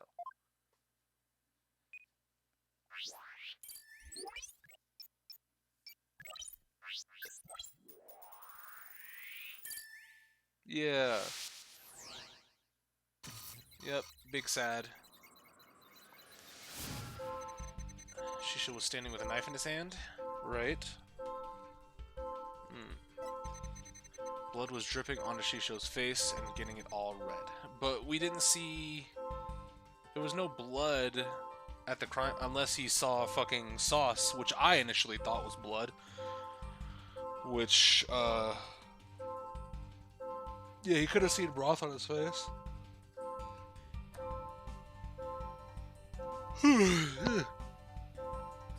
So, potentially... the blood? Let's see the rest of it real quick. I just gotta click the arrow, right? Yeah, I gotta click the arrow in order to go back to the other ones. I couldn't move at all. I was so scared I passed out. Huh. Poor kid, he's absolutely terrified of something. Whatever it is, it might be the root cause of his out-of-control emotions. Better take another careful look at the images. Yeah, it's definitely the fucking blood on his... Oh, fuck. It's gotta be the blood on his face.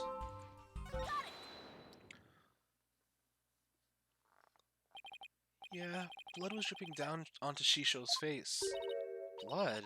I don't remember seeing any blood at the crime scene photos. Besides, if the victim was standing upright, how could blood be dripping down onto his face? As I expected, we all managed to obtain from this child is the tale he dreamt up. I guess it's a little weird for blood to drip onto the victim's face if he was standing up.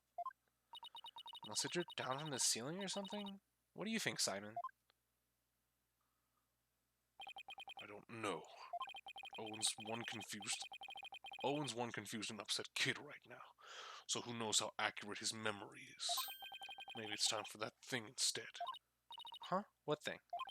A little thing you and your cohorts do. What do you call it? Rotate your thinking about. Oh, you mean turn your thinking around. Yes, whatever. It's the same thing either way. No, it isn't. Whoever's heard of rotating your thinking? I mean, rotate is... Hey, wait a minute. What? You know what, Simon? In this case, I think rotate just might work perfectly after all. So... Was he upside down? Was he hanging upside down?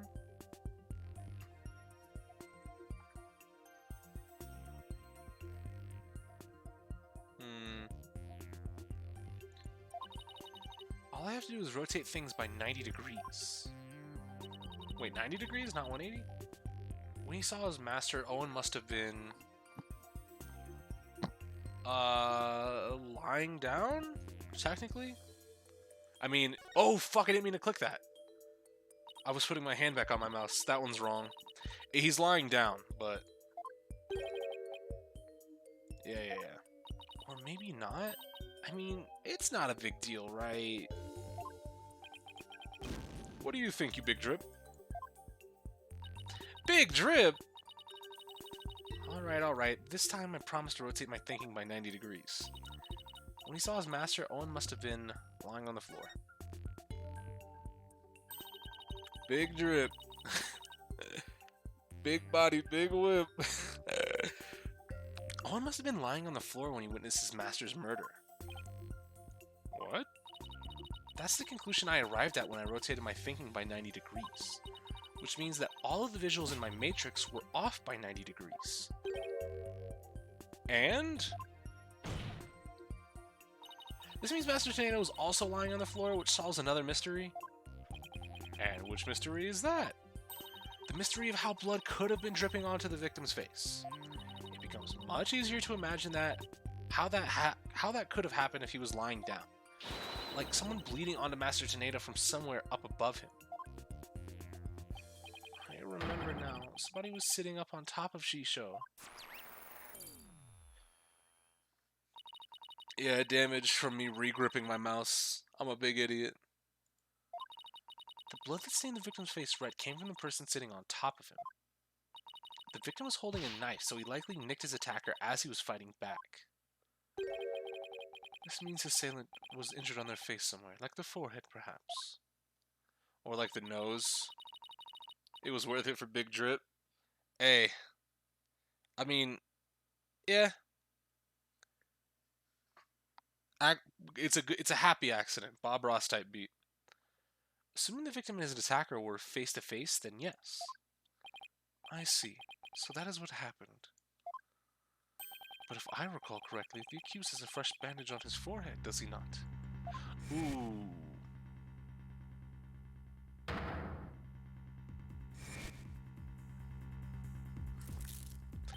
That injury of Mr. Wetz is conclusive evidence that he committed the murder. Why?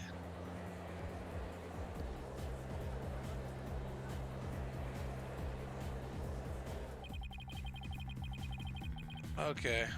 It seems you have dug yourself into a pit that you cannot crawl out of. No. Even though I figured out the reason for Owen's out-of-control emotions, all I did was raise further suspicion against my own client. What do I do now? What's the matter? You aren't thinking of throwing in the towel, are you? But it looks so bad for Bucky. I mean, he had both motive and opportunity. Plus, he has that injury on his forehead. Your Honor, I sense that the defense is finally ready to let it go and move on. Well, Miss Sykes, I understand that you don't want to give up on your client, but I won't allow you to prolong this trial without a good reason. Well, the lawyer did her best, but all the signs point to the defendant's guilt. Maybe it's time she gave it up. She tried everything she could. I really don't want to back down, but... Silence. Black Quill theme? No. Athena, Are you having doubts about Bucky's innocence? There it goes. I wouldn't say that. It's just... Do you remember what you said to Bucky earlier this morning? Yeah. Were those just empty words? Of course not. It's just that all the cards are stacked against us. Are you still stuck on that line of thinking? Yo, let me go! Motive, opportunity, an injury to his forehead. Is that all it takes to make you stop believing in your client? Tell me again, who are you to Bucky? I'm his Miss Chickadee lawyer. Then do your duty and believe in him until the very end. Can you let me go, nigga the fuck? Put me down. I will. Simon's absolutely right. I'm Bucky's lawyer, and he's depending on me. Defense team, please. No fighting in my courtroom. The defense is ready to resume, Your Honor. Prosecutor Blackwell was giving me a pep talk, that's all. Thank you, Prosecutor. I didn't do it for your sake. I did it for the future of Wet Soba. Yeah, I got it. First person perspective of Blackwell beating the shit out of you, just grabbing me by my shirt. Like, really? What was... You're gonna grab me by my lapel for what, nigga? Don't make me call Apollo back. The defense would now like to continue with Owen's therapy session. Owen, would you be alright with that? Okay. Somebody was sitting up on top of Shisho, bleeding from their head, and smooshing something into Shisho's face. That's funny. What is it?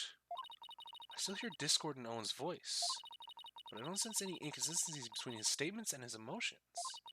And there don't seem to be any contradictions in his testimony itself, either. So that's it, huh? Did you figure something out? Your ability to sense emotions is making you focus too much on his feelings, Athena.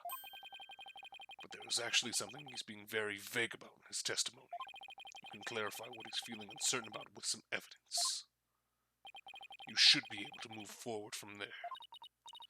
Okay, that makes sense. I'll give it a try. I'll just update the mood matrix with the new information, and then we'll be ready to go. So I just need to present some evidence on what Owen is being vague about, huh?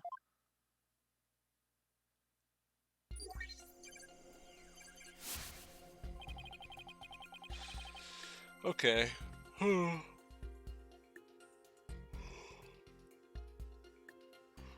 Alright. Someone is swishing something into his face. It's the something, right? We don't know what the something is? It's probably fucking noodles. It'd be sick if he got choked out with fucking noodles.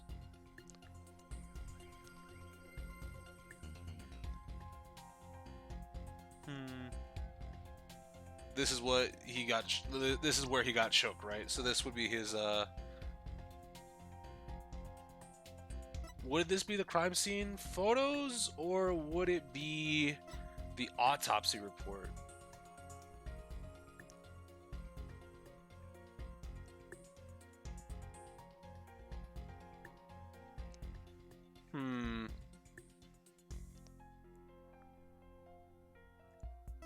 It could be either. Like, it could be this just because...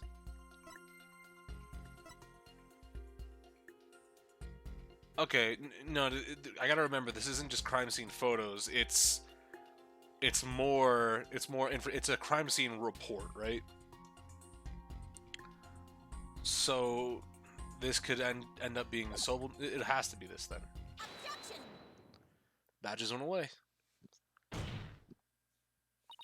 Let's put a name to the thing Owen's uncertain of, shall we? By identifying the murder weapon that was used to suffocate the victim. Fortunately for us, I spy the murder weapon right here in the crime scene photo. Unfortunately for you, I spy nothing of the sort. And then the police did not spy anything of the sort during their investigation either. Pray tell, where is this murder weapon you see? He's still suffocated, so you're right. Yeah, no, I mean, like, they were... It seemed like there's... Unless you can present either, then it seems like they're trying to trip you up on those two. Because to me, they seem like they prove the exact same stuff with some minor extra stuff sprinkled into in both of them on both cases, where it's like, oh, there's nothing in his lungs. Oh, he's face down, and then there's these buns, right?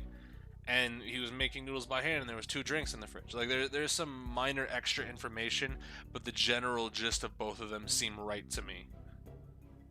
So maybe it's more specific, and you can be wrong on them, but it seems like those are landmine questions where you're maybe going to take damage there from guessing wrong. You don't see it because it no longer looks like the way it did when it was used as a weapon. This is what the killer pressed into Master Tornado's face. Well, I mean...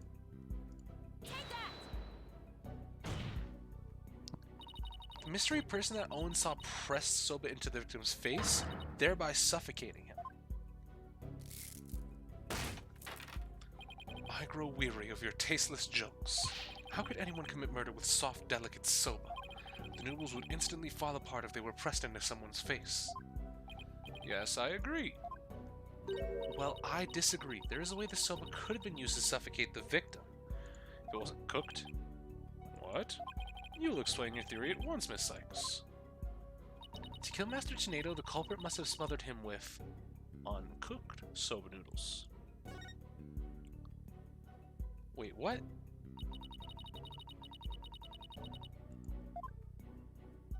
That's right. Soba noodles are softer and more apt to fall apart before they're cooked. What? I verified this for myself by preparing and cutting my own buckwheat noodles yesterday. Is it uncut then? Because uncut is still uncooked. Or maybe fucking... No, because it's not even fucking uncooked. It's not uncut noodle. It's uncut dough.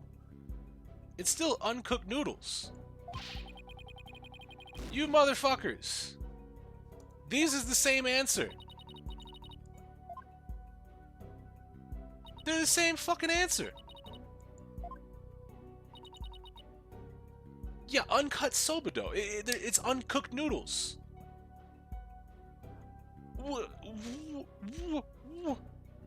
This doesn't make any fucking sense.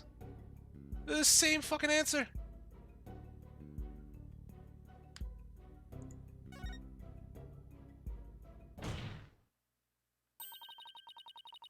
The dough is a bigger mass? Yeah, but it's still uncooked. It's not cooked. It's not like the dough is cooked. It is stupid. The culprit must have used the soba before it was cut into noodles. In other words, the murder weapon was raw soba dough. What does the word raw mean?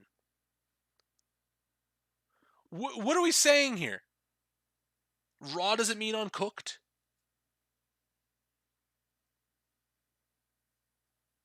Like, what's the point of that? They're the same fucking answer. What?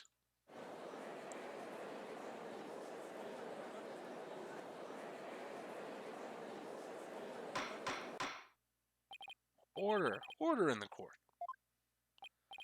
Yes, soba dough could definitely be used to suffocate someone, couldn't it? No, apparently it's too fucking brittle before it's cooked. Shut the fuck up. Are you all right, Prosecutor Sadmati? I was just letting the soul of the victim know that the accused will finally face justice, thanks to the foolish lawyer before me. Huh? What are you talking about? Allow me to summarize your statements. They said the murder weapon no longer looks the same than when it was used. I mean, yeah, but it's still stupid. It's still uncooked. Unless you're going to say to me that ball of dough is cooked right there.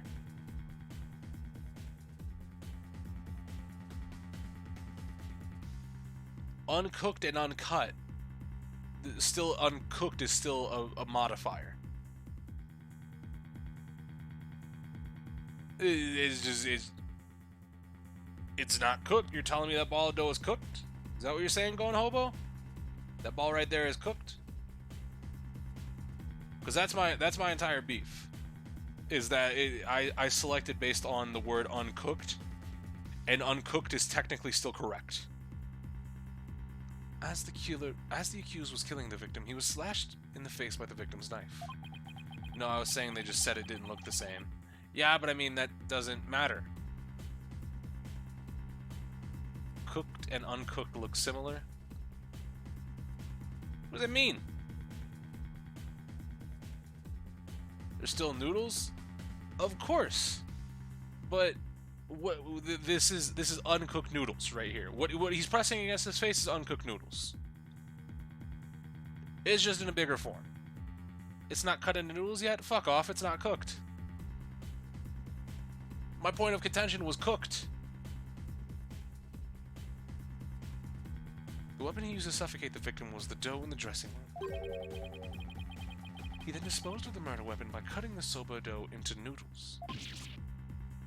Well, there's that damage to fucking Black Quill. Why, you smarmy.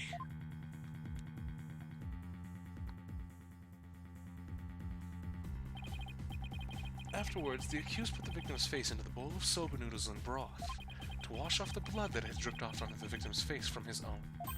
And there you have it, the true sequence of events behind this foul affair. Now wait just a minute. I never once said that Mr. Wet was the culprit.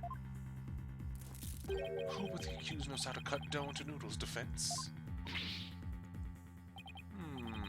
That's a very good point, Prosecutor Sadmati.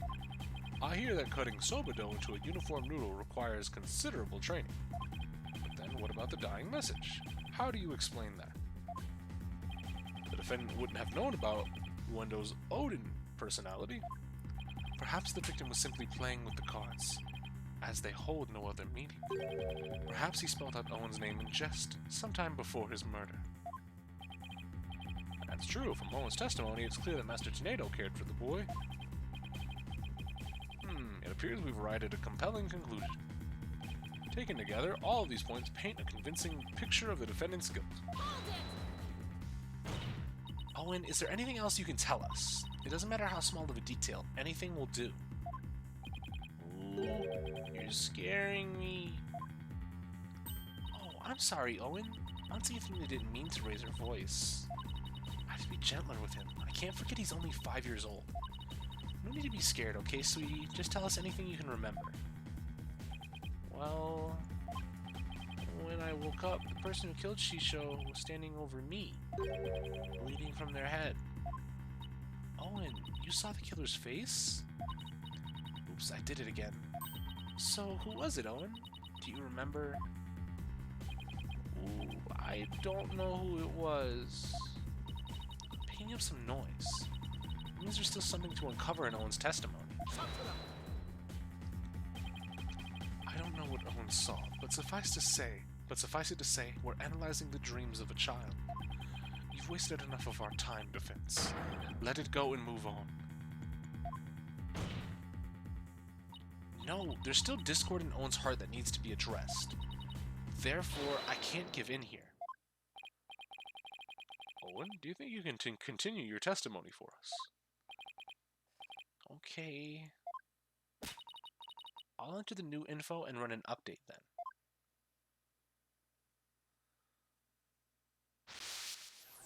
Yay. Blood on his face and a knife in his hand. He was on the floor and somebody was smooshing dough into his face. Couldn't move at all. I was so scared I passed out. And when I woke up... Hey, why are you happy? What... Why would you be happy? Despite witnessing the culprit's terrible crime firsthand, Owen experienced a positive feeling, one of relief. The person the witness saw was no stranger, rather it was the accused. Therefore, it is only natural he felt some level of relief when he saw a familiar face. Defense, end this madness and sully your soul no more. Owen, what did you see? That nice smell. I love the smell of that. Oh, yeah. Clown niggas.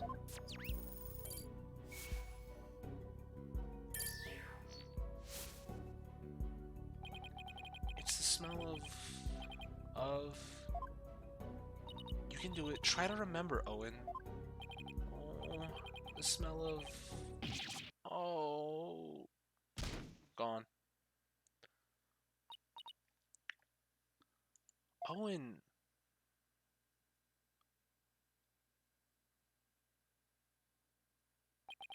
Seems Owen is now resting in the infirmary. They certainly have their hands full today down there. Let's continue with the trial. Despite Owen's testimony, it is the opinion of this humble servant of the Holy Mother that the child's words were insufficient to clear the accused of suspicion. But what about the scent of perfume Owen mentioned? I believe it's a clue that will lead us to the true culprit. Did he actually say the word perfume? Yeah, that perfume. Yeah, he did. But there are thousands of perfumes in the world. It could even be the scent of the hair product the accused uses. He does have one amazing hairstyle, so that's certainly possible.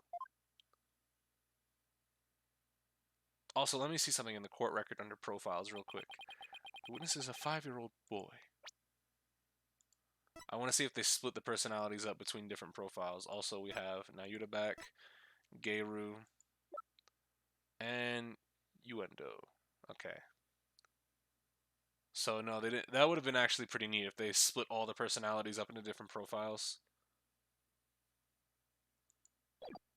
Wait, what did that say? He has less experience than Geiru, yet he's become higher ranked than her.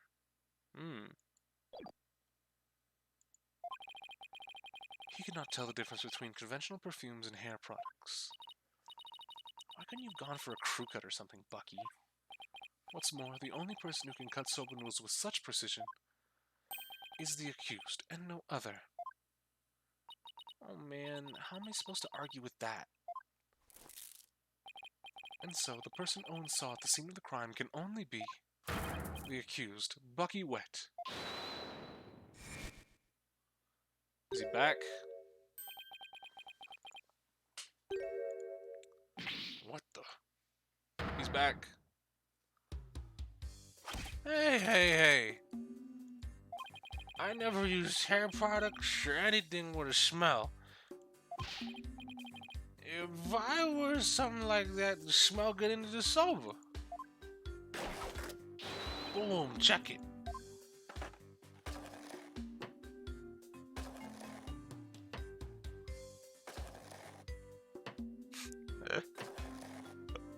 Look at him go. Mr. Wet, aren't you supposed to be resting in the infirmary? Whatever. You think I love my soba stick of perfume? Try that chill soba for yourself and see. I believe we have no choice but to try it. Strictly for examination purposes, of course. Now then, let's dig in, shall we?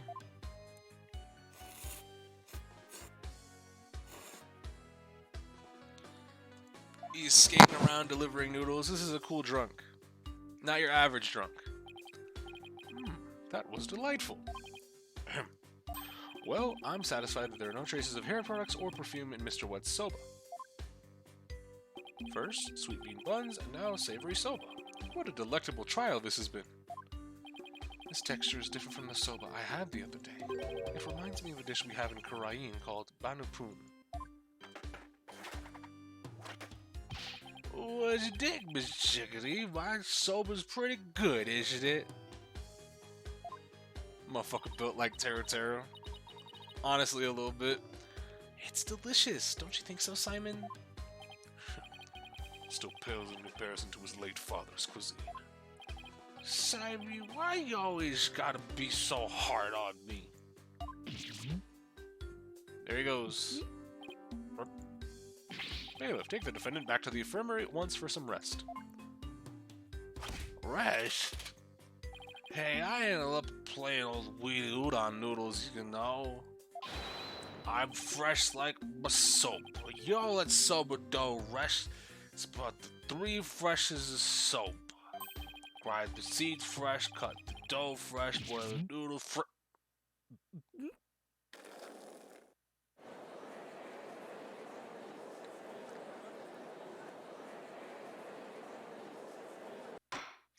Neat. Good grief. What a defendant. At least Bucky wasn't the source of the perfume smell. Wait, smelly perfume? Looks like you remembered something. The phrase smelly perfume reminded me of a certain somebody. Oh? And who might that be? There's only one person that comes to mind. The phrase smelly perfume reminded me of this person. Geiru Tornado. Yes, she did smell very nice, didn't she? Just a moment, Defense. You would throw suspicion on Geiru now because of a scent. Your Honor, there is no need to go along with these ever-changing claims of the defense. I suppose their claims have been awfully inconsistent. But Geiru could have been at the crime scene. Yes, but... You'll get to see those balloons of hers if we can call it back to the witness stand. How vulgar. His Honor is not interested in such things. 3, 2, 1... Ahem! Setting the matter of her balloons aside entirely, I do believe it's appropriate to ask Geiru some questions, given the circumstances. This has nothing to do with her balloons, of course. Thank you, Your Honor. Got him. Got him, GG's. Thank you for calling this disciple of the Tornado School of Rakugo back for an encore. It's me, the balloon artist you all know and love, Geiru Tornado. 1, 2, balloon! What wonderful balloon artistry. Your Honor, please. Now then, what would you like me to make for you at this time? Actually, I called you back for more testimony. But I'm all talked out. This case has left me completely deflated. What? You didn't find that funny? Anyway, what exactly is going on, Simon? It seems the person who murdered Master Tornado was wearing perfume. And you were the only person I could think of who wears perfume. Wait, you mean I'm a suspect now? Geiru, you knew about Owen, right? Well, yes, I often played with him at Shisho's request. So that means you could have left that fake dying message, right? What? Just because I wear perfume and know Owen? You think I'm a murderer? Yes, that's literally all it takes. How could you? The witness is absolutely right. With no evidence but the distorted memories of a small child. It is outrageous of the defense to accuse this woman. That's right, you don't have any proof. You may step down from the stand, Geiru. The defense does not have one scrap of evidence that connects you to the crime. I think she's innocent, bro. Dog, just because you want to fuck the clown does not make her innocent. Wait just one moment. I may not have proof, but Owen's testimony is still... Enough. Please feel free to leave, Geiru. But I'm so close, there must be something I can do. Well, if the prosecutor says it's okay, I guess I'll be going now. Silence. Nope, the prosecutor ain't say it's okay to leave. I'm the prosecutor. Boy, Geiru, you're an entertainer, aren't you? They're laying on the Simon is a master of psychology shit pretty thick right here. Once you go on stage, it's your duty to complete your performance, is it not? So what are you doing, leaving halfway through? Oh, forehead. I thought it would have been on the nose. There's a bandage on Geiru's forehead, and since we know that Master Tornado's killer has a cut on their face somewhere... Impossible. Oh, how did you know, Simon? I didn't, but I had to take a chance and see for myself.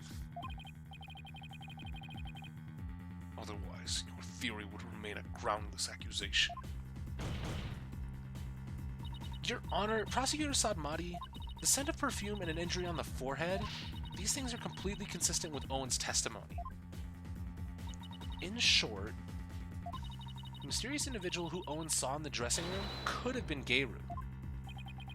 Miss Sykes, does this mean you are formally indicting this witness for the murder of Taifu Tonedo? Well, I mean, indict the fuck out of her, yes. Should your accusation prove to be false, I hope you are prepared to pay the price in full. Simon, what price is he talking about? I thought that should be obvious. Prosecutor Sadmonk is saying he'll see to it that you never stand in a court of law again. I must say, though, he knows how to make a trial interesting. Just whose side are you on, Simon? If you think this guy's great, Simon, man, should you have seen your boss in action? That nigga was sick. Go on, into the deep end with you. You really have but one choice anyway. Well, Miss Sykes, I'm waiting. With regards to the witness Gayru Tonedo, the defense wishes to indict that bitch. There's no reason for me to hold back, not if I really believe in my client. The defense wishes to formally indict Gayru Tonedo for the murder of Taifu Tonedo. I have tried to be merciful, but now, not even your pleas will reach the Holy Mother's ears. You will have plenty of time to regret your decision in the pit of hell. Except I won't need to. The person who murdered the victim was not Mr. Wet. It was Gayru Tonedo. Got bandages from a silly slip-up I made while cooking yesterday, that's all. What kind of extreme cooking were you doing to cut yourself on the forehead? Well, what can I say? That's what happened. You also don't have an alibi for the period before 4 p.m., do you, Gayru? But I really didn't know anything was wrong until Shisho was found dead. If you don't believe me, then with a twisty twist twist... And Balloon! There you have it, an adorable little kitty. How could you suspect a cutesy little balloon artist like me, Gayru, I've been meaning to say this for a while now, but could it be that you don't have an eye for balloon art? Don't you think I know that? You didn't have to come out and say it. I'm the daughter of great Rakugo artists. I never wanted to do stupid balloon art. I was supposed to be a Rakugo storyteller too, just like my late daddy. But Shisho told me to do balloon art instead. I guess the victim thought she had no talent as a Rakugo artist either. So you're still gonna suspect poor little thing like me? Please stop trying to skirt the issue. If it all comes down to the scent of perfume and the cut on your forehead. You and the culprit in Owen's testimony share these two traits. You're dead set on accusing me, aren't you? Well, here's what I have for naughty little girls like you, with a twisty twist twist. Balloon gun, balloon sword. I'ma cut you, witch. Go ahead, make me testify all you want. When the truth's revealed, it'll be your balloon or mine that goes pop. Got it? Oh my, is this yet another hidden personality? Simon, is everybody in the Tonedo school like this? How should I know? Witness testimony. What I did before the murder.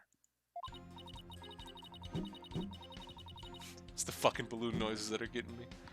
Yeah, I visited the dressing room during that time to make a courtesy call after my act. Shisho and Owen were in there, but they were both snoring up a storm. I saw the note Shisho left, so I just left. Didn't want to disturb him, you know. What? Alright, what? No. The perfume Owen smelled must have been left over from when I visited.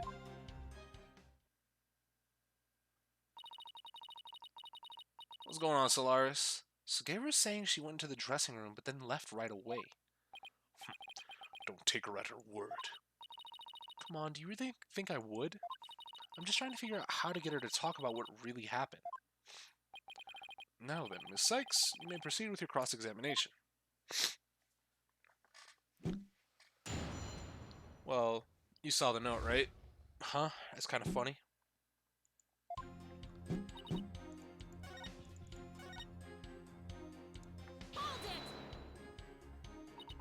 Where did you find your master's note? I don't know. Can't remember. Did you notice anything unusual or out of place in the room? Well, there was the sake and half-eating manju on the table, but I didn't see anything else out of place or whatever in the room, though. Oh, is that a fact? Of course it is. What do you think? And you didn't change anything around while you were in there? I didn't do anything. Look, I'm telling you. I didn't see anything funny near Shisho, and I didn't touch anything in the room. Your baldness. I'll request that statement to be added to Geiru's testimony. Simon? What's a statement like that going to do for us? Well, she had to fucking move the cards around. Like, what? She had... Come on, Athena. Just play along and you'll see soon enough. I have no problem with adding that to the testimony, but how about you, Miss Sykes? I have no problem with it either, Your Honor. What is Simon thinking? I didn't see anything funny near... Yeah. You didn't see anything? Move, nigga. Geiru, you said that you didn't notice anything odd or unusual near your master. You also said you didn't touch anything in the dressing room. That's right. What about it? Then, I wonder who left that dying message with the Karuta cards. What are you going on about? It had to have been that Bucky. Sorry, but that's not possible, because only 3 people knew of Yuendo's personalities. Yuendo, your master, and you. Balloon pop. Bucky had left that Karuta message. He wouldn't have spelled out Owen. He would have spelled out Yuendo. What it boils down to is this. As a member of the Tornado School, you, Geiru Tornado, are the only one who could have left that dying message. As the person who left that message, it's clear that you are Master Tornado's killer. Will you ever quit your yapping? Objection. Angry Clown GF. You are like wretches clinging to the spider thread of salvation. Allow me to cut that holy thread from the heavens and bring you back down to earth. Would you quit butting in when things are starting to go my way? Damn. Clap the music off. Silence, child. Playtime is over. What did you just say? As the witness stated, she went to the dressing room and soon came back out again. But the victim's note was not the only reason she left with such haste. There was another reason that compelled Geiru to leave at once. Geiru, would you please relate said reason to the court? There was a reason why Geiru had to leave the dressing room? Well, I didn't want to show you this, but I guess I got no choice. Keep your eyes peeled, because here it comes. It's a nasty rash. Your hand is all swollen and red. What happened, Geiru? You must know, I'm allergic to buckwheat. What?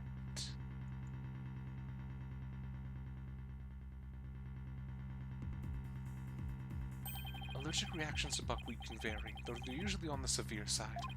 With Typhoon Tornado making soba noodles in his dressing room, Geiru is lucky to still be alive considering all the soba flour that was swirling in the air. Good thing I left pretty quick. I managed to escape with just a mild reaction. But I touched Shisho as he was being carried away, and look what it did to my poor hands. There must have been soba broth on his clothes or something. If I'd inhaled any of that soba flour, I'd had a seizure and it'd been goodnight Geiru. I mean, your allergic reaction could have been a little bit smaller.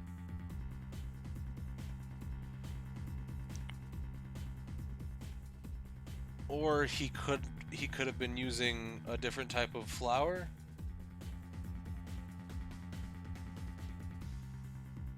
Right?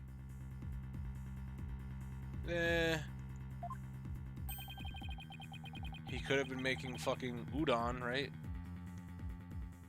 A person allergic to buckwheat couldn't have been in a room where soba flour filled the air. Certainly couldn't use a soba dough as a murder weapon either. This This isn't good. You knew it would come to this, didn't you? That's why you never mentioned her allergy. As if I would do something so underhanded. I was simply trying to protect. Big stretch. Big drip. I was simply trying to protect the privacy of this witness. I'm sick of all these accusations. Why don't I just testify and get it all out in the open, yeah? Don't go, whoa, bare hand. Calm down. Gayru's buckwheat allergy. If I come into the slightest contact with buckwheat, I get an allergic reaction. Yes, that much soba flour in the air, that room could have literally killed me. Just look at my head. Just touching Shisho's body caused this much damage. It must have been soba broth on his clothes, so I never could have committed that murder in the dressing room. Potentially press? It doesn't look like there's anything I can conclusively do any with there, so maybe press everything. I still can't believe it. Nobody told me she had a soba allergy. Did you know, Simon? Does it look like I knew? Protect the privacy of the witness, my foot. What a dirty trick. Now what do we do? There's only one thing to do. Put Prosecutor Sadmonk to shame with your cross-examination. Right. No matter how small, I'll find us an opening and break her testimony down.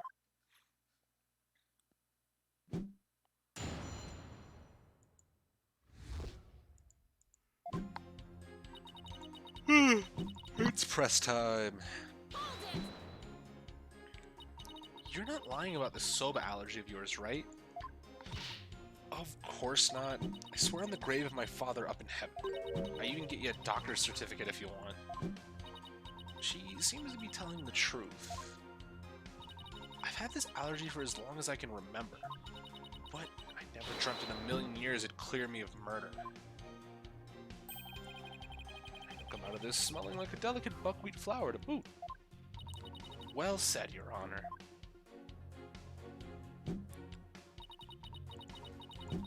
Yeah, no. Shut up real quick. I'll give you that there was quite a bit of flour scattered about in that dressing room. But you went in to pay your respects for your master regardless, right? Yeah, but like I said, I came right back out. I mean, the soba making tools were right there. Better believe I was careful not to breathe any of it in. But you still could have committed this crime if you held your breath while doing it. Don't be ridiculous. I would have suffocated to death before Shisho did. Yeah, I guess you're right. Jeez, get a grip, will ya?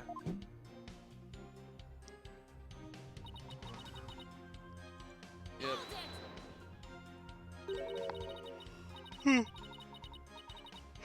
Maybe there's a twist here, like you're actually allergic to dogs and not soba? You kidding? Bring my little Jugemu in here. I'll hug and squeeze him like there's no tomorrow.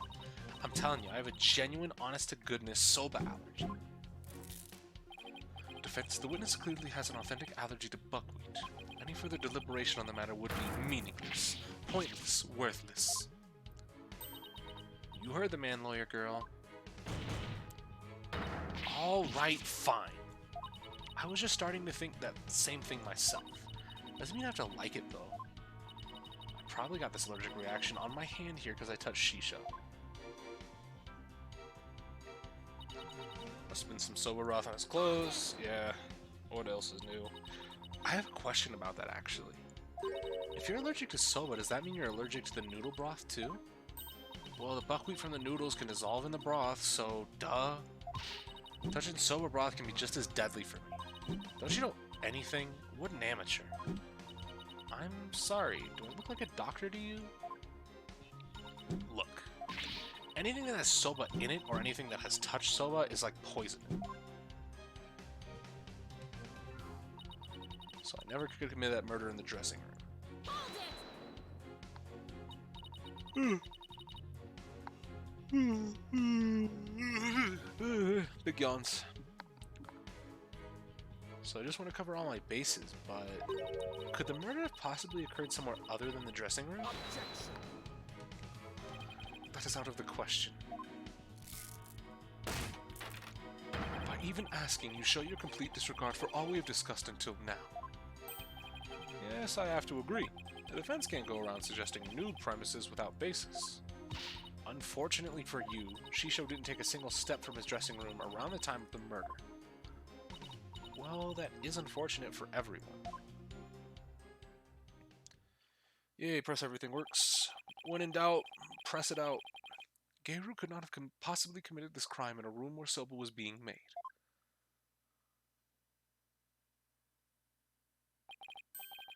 Finally, the time has come at last for the last rites of the victim to begin. What would Mr. Wright do at a time like this? Rotate your thinking, Pog. Of Gates, there's only one thing to do. What are you smiling about? Has the pressure overwhelmed you? Nope. It's just the worst of times when lawyers have to force their biggest smiles. I see. You have no rebuttal, and so the only thing left to you is to smile. Oh, ho, ho, ho, ho. That's where you're wrong, you fucking moron. I do have a rebuttal. Turn your thinking around, Athena. Don't try to figure out how Geiru, who is allergic to soba, could commit the crime. Figure out how Geiru could have been in that room and not have an allergic reaction instead. Yeah.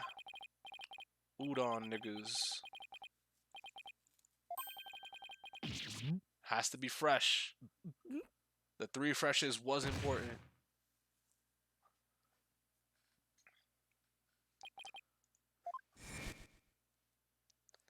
Resting. Do not disturb.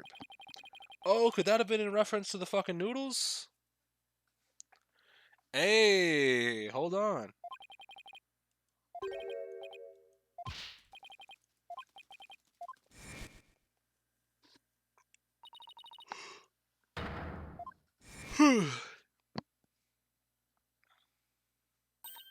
Mon Dieu. What if that certain piece of evidence doesn't mean what we think it means? If that's the case, I might be able to prove that Geiru could have committed this crime. No matter how hard you search your mind, you cannot overturn facts. Well, Miss Sykes, if you have no further objections, I'll hand down my ruling.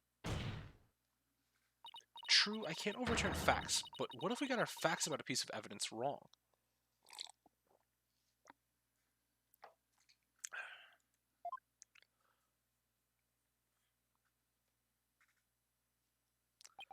Got our facts wrong. What are you talking about now? And which piece of evidence do you mean, Miss Sykes? Please point it out to this court. This evidence proves that Geiru could have killed her master, even with her soba allergy. Has to be this. Because it's not talking about he was resting, it's talking about the noodles were resting. It's Master Tornado's note. The note? Preposterous. What possible connection could there be to the between the witness's allergy and that note?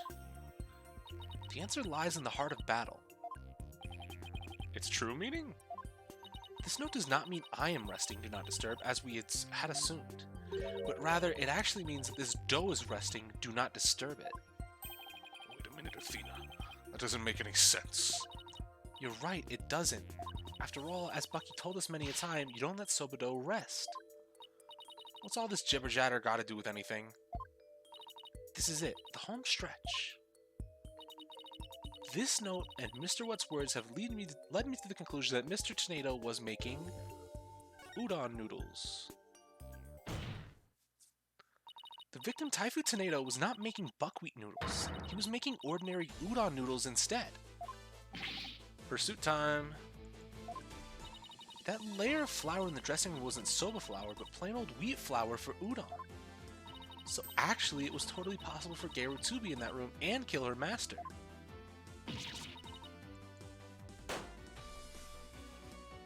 Uh-oh. What? But if that's true, it changes everything.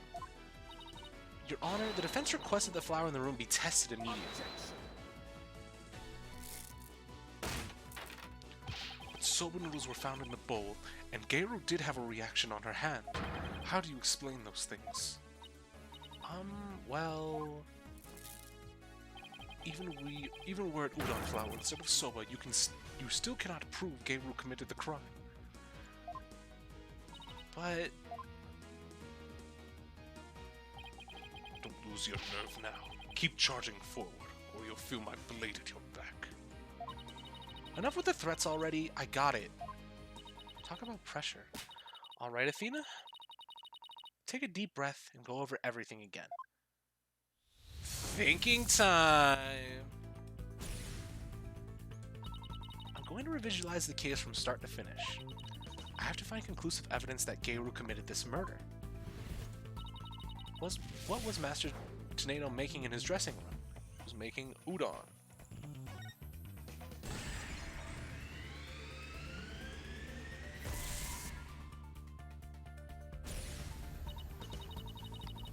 By my logic, Master Tornado must have been making udon noodles in his dressing room. Something at the crime scene indicates otherwise. What was found in the bowl on the table? Soba.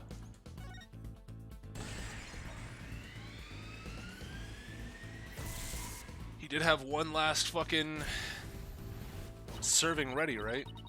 Even though the master wasn't making soba, soba noodles were found at the scene. So that means the noodles had to have come from somewhere. Wait a minute, one mysterious serving of soba noodles? That sounds familiar. Where did the soba in the bowl on the table come from? The master's soba stock.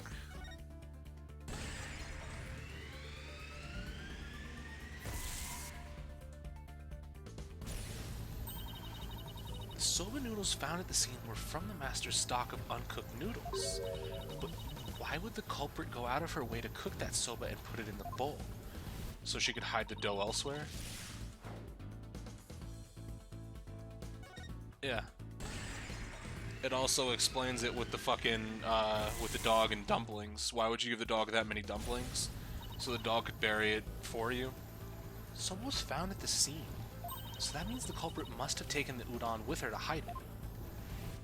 But why did the culprit take the udon away and hide it? It must have been because she Killed him with the udon dough.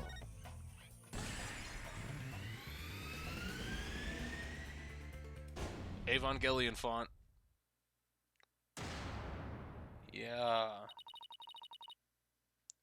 That's it. The udon dough was the real weapon used to kill Taifu Tornado.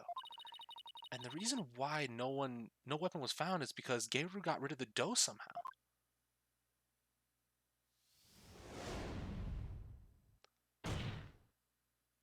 The real murder weapon was the udon dough the victim made. If we can find this dough, that'll prove my theory correct. And undeniably prove Geiru's guilt. Objection. Even if we could find this dough, what makes you think it would prove she is the one? Please recall Owen's eyewitness testimony, Prosecutor Sadmati. If the injury on Geiru's forehead was caused by the victim's knife, then Geiru's blood must have dripped down onto the dough used as the murder weapon. That would make the dough pretty conclusive evidence, wouldn't you agree? But where is this conclusive evidence? Let us hear your theory on where this murder weapon is. Well, it's... If I can't find the answer in the evidence I have on hand, we'll lose this trial. So how did Geiru get rid of the udon dough? Think, Athena, what do I have that points to suspicious behavior on Geiru's part? Now then, Miss Sykes, let's hear your answer. Where is the real murder weapon hidden?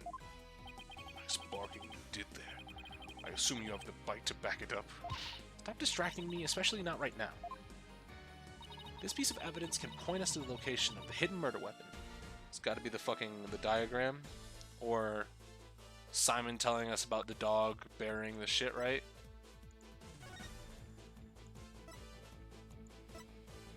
Yeah, buried his leftovers in the backyard.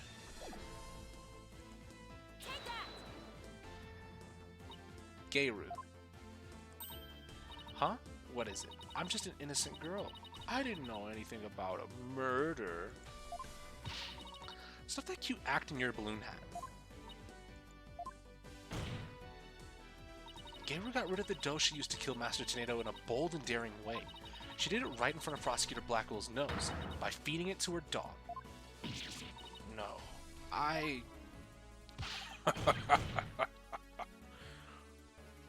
Of course, now it all makes sense.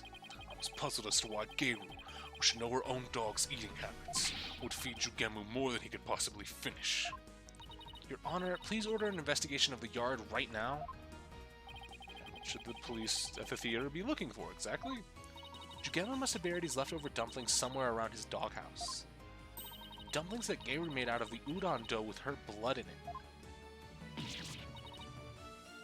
That's gross, by the way. This is preposterous.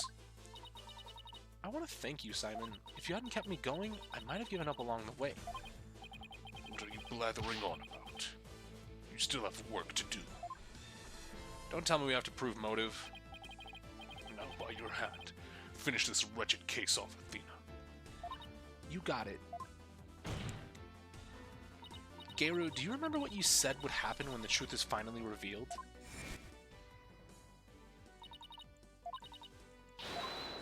Your balloon's about to go pop, little bitch.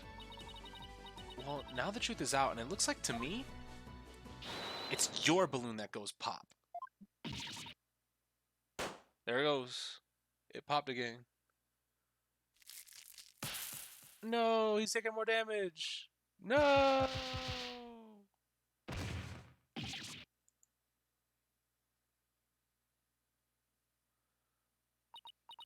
I'm a Rakugo artist. I was the one who was supposed to inherit that name. Okay, now we get the fucking motive.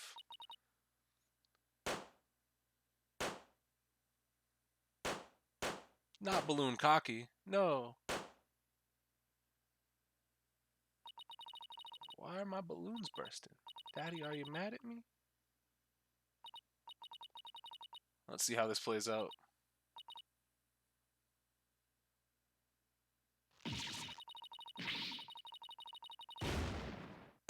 Oh!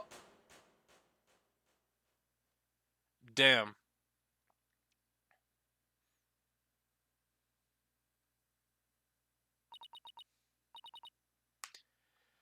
Huh. Flat as a fucking board, huh? Are you ready to tell us everything now, Geiru? The whole reason I entered the world of Rakugo in the first place was to follow in my father's wonderful footsteps and inherit his stage name. His stage name? You don't mean... Yuendo Tornado. I knew I wasn't very good at storytelling, but I thought that if I did the stupid balloon thing like Shisho wanted, I'd inherit the name someday. But Master Tornado gave the name to his junior disciple. Yeah, that's why I took my revenge on Shisho during the show celebrating the name succession. So that was your entire motive? I doubt anybody else could understand, but inheriting my father's name was everything to me. It was my whole reason for living. So now, it's interesting because I kind of feel sympathetic towards the murder victim. There have been very few cases that have done that, and this is probably going to be one of them. I'm not saying I agree with it, but I understand why that she would do this. It's not like, obviously I think it's stupid, but I can understand why you would do this. Of all the days you could have taken your revenge, why did you choose the day of the show? Because I wanted to pay Yuendo back for stealing what was rightfully mine. I wanted to pin the blame on him at the show where all the Tornado fans were gathered. But then Yuendo tried to shift the blame onto Bucky Wet. And now we know the whole story. There's just one more thing I want to know. Did you know Master Tornado was making udon in his dressing room yesterday? No, I didn't. When I saw the soba making tools, I was worried about my allergy, but it was my only chance to get my revenge on the two of them, so I went ahead and did it. So it was a premeditated crime, but in the end you only went through with it on impulse. Then, the allergic reaction on your hand Was from covering up her crime. was from touching the soba in the refrigerator with your bare hands. When you were tampering with the crime scene after your master's death. Yeah, at that time, I wasn't clear-headed enough to worry about my allergy. Geiru, how could you do all this, you idiot? Geiru, I get your desire to inherit your father's name. But what you really should have inherited from him wasn't his name, But his heart. His heart?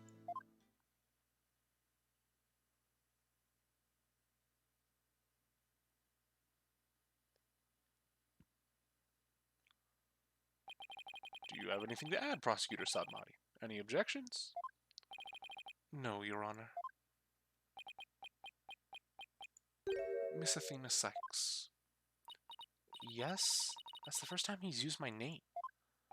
I shall be sure to remember your name. Really? It seems he finally recognizes you as a proper adversary. Thanks. That's all I ask, Prosecutor Sadmati. It looks like there are no further objections. Bailiff, please bring in the defendant.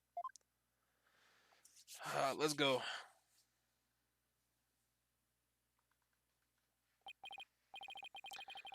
Good. Seems you have made a full recovery. Now then, this court finds the defendant Bucky Wet. Athena Sykes. What is that, 3 now?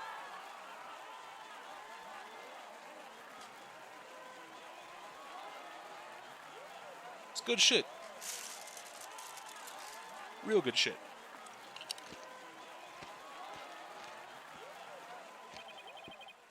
This court is adjourned.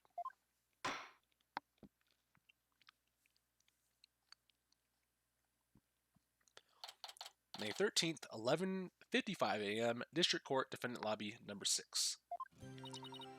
Congratulations, Bucky. I'm so glad you were found innocent. Thanks for everything, Miss Chickadee. It still sucks that you were accused of a wait, no, he's not drunk anymore. He doesn't have the blush. Or did he not always have the blush? But it still sucks that you were accused of a crime you didn't commit. Do you know I have it out for you or something? I don't think so. Window said it was a spur-of-the-moment idea he got when he saw the Soa themed cards. Simon, where have you been? I stopped in at Windows questioning. Only you, Bucky, could get framed for a crime on a whim. No way, I almost got convicted out of convenience. Well, at least you've been completely cleared for all charges, so buck up, Bucky. On a more important note, what I really want to know is, why did Master Tornado let Garrow inherit her father's name? What do you mean on a more important note, Miss Chickadee? Don't be such a wet blanket. Athena. You think the Master was trying to encourage her to quit the entertainment business? Nah, that's not it. He didn't give the name to her because he wanted Garou to find her own calling in life, to perform whatever she wanted without being bound by her father's name or Rokugo. Making udon was his way of showing support for her in her new endeavor. So that's why he called you to the theater, huh? To teach him how to make udon. More roundabout way I've never seen, but that's Master Tornado for you. So this entire incident happened because of a misunderstanding? How sad. By the way, Garou wasn't the only person Master Tornado was trying to cheer on. Even though the person in question still seems unaware of their master's intentions. What? You talking about me? Come on, no way. All that old man ever did was criticize my Soba. He was holding on to the deed. That's not true, Bucky. There must be a way to make Bucky see just how much Master Tornado cared about him. Take a good look, Bucky. Whose name is on there as the holder of this title deed? It's still in my name. Master Tornado was just up to one of his tricks when he said he stole the shop from you. He was trying to force you to grow into a truly capable owner in your father's stead. He probably left you some tough love on you so that the shop wouldn't just go belly up. No, I see. I never knew. Oh, Bastard Tornado, I'm so sorry. Keep working hard, Bucky, and pay him back by living up to his expectations. Time for the prosecutor to catch the next flight back home? Yeah. Thanks, Simon. And you too, Miss Chickadee. One day my soba's gonna be so good, it'll knock that old man's socks clean off. After all, I'm the 4th generation owner of Wet Soba. Wet Noodle number 4. Well, I better be getting back to my shop. I gotta get ready for the lunch rush. Hold on. Can I place an order for delivery, Bucky? Yes, Miss Chickadee? Could you deliver a bowl of udon to Geru on behalf of her master? You got it. I'll make sure it's got all the TLC bastard tomato would have packed it too. Thank you. Well, see ya. Be sure to drop by the shop sometime. I will, and I'll bring the whole agency with me. We're just gonna betray Eldoon like that? That's crazy. Do us all proud, Bucky. I'll have the best soap and towel waiting for you when you come. Peace out.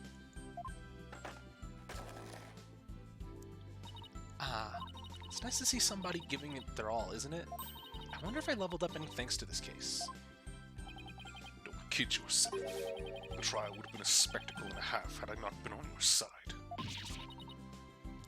Wait, isn't Samadi's country in Europe? Well, we don't know exactly where it is, but it's definitely not here because he has to take fucking plane flights. It's assumably Asia or Asian in some way, just because it's very different. But I don't think it's specifically Europe, right? You don't know that. For a lawyer who's versed in psychology, you're too full of weak points. You need to learn to analyze yourself more objectively. Or you could just teach me your famous mind trick, Simon. No, Way to shut someone down, and why not? because the more pesky lawyers there are, the harder my job becomes. So it's in my best interest for you to remain green forever. Hey, what about what's in my best interest, huh? Besides, weren't you the one who had the wool pulled over your eyes by Uendo? Must you remind me? How could I have known Uendo would do time soba? Hey, speaking of time soba, I just thought of something funny. Oh goody, I can't wait.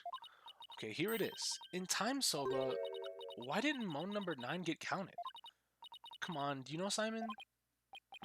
How should I know? Because 7, 8, 9. Thank you, thank you. I'll be here all week. Rotful. That I should have known. Come on, let's go get soba or something and go home. Your treat? I'll treat you to 50% of the tab, and don't forget you still owe me for that manju. Really, Simon? It wouldn't hurt for you to pay for me every once in a while, you know. Quit skulking and start walking, Athena. Hey, wait for me.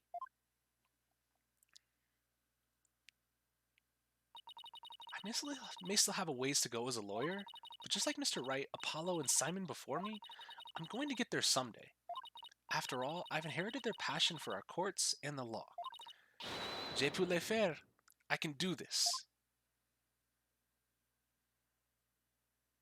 And now we get a teaser for episode 5 at the end of this. This is actually a pretty decent case 4. I don't think I have any discrepancies with it. As far as cases with no investigation phase go, I think it was really good. But now, Turnabout Revolution trailer.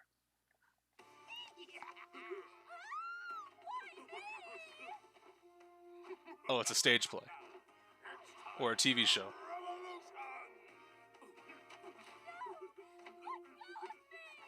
That's far enough. Who's there?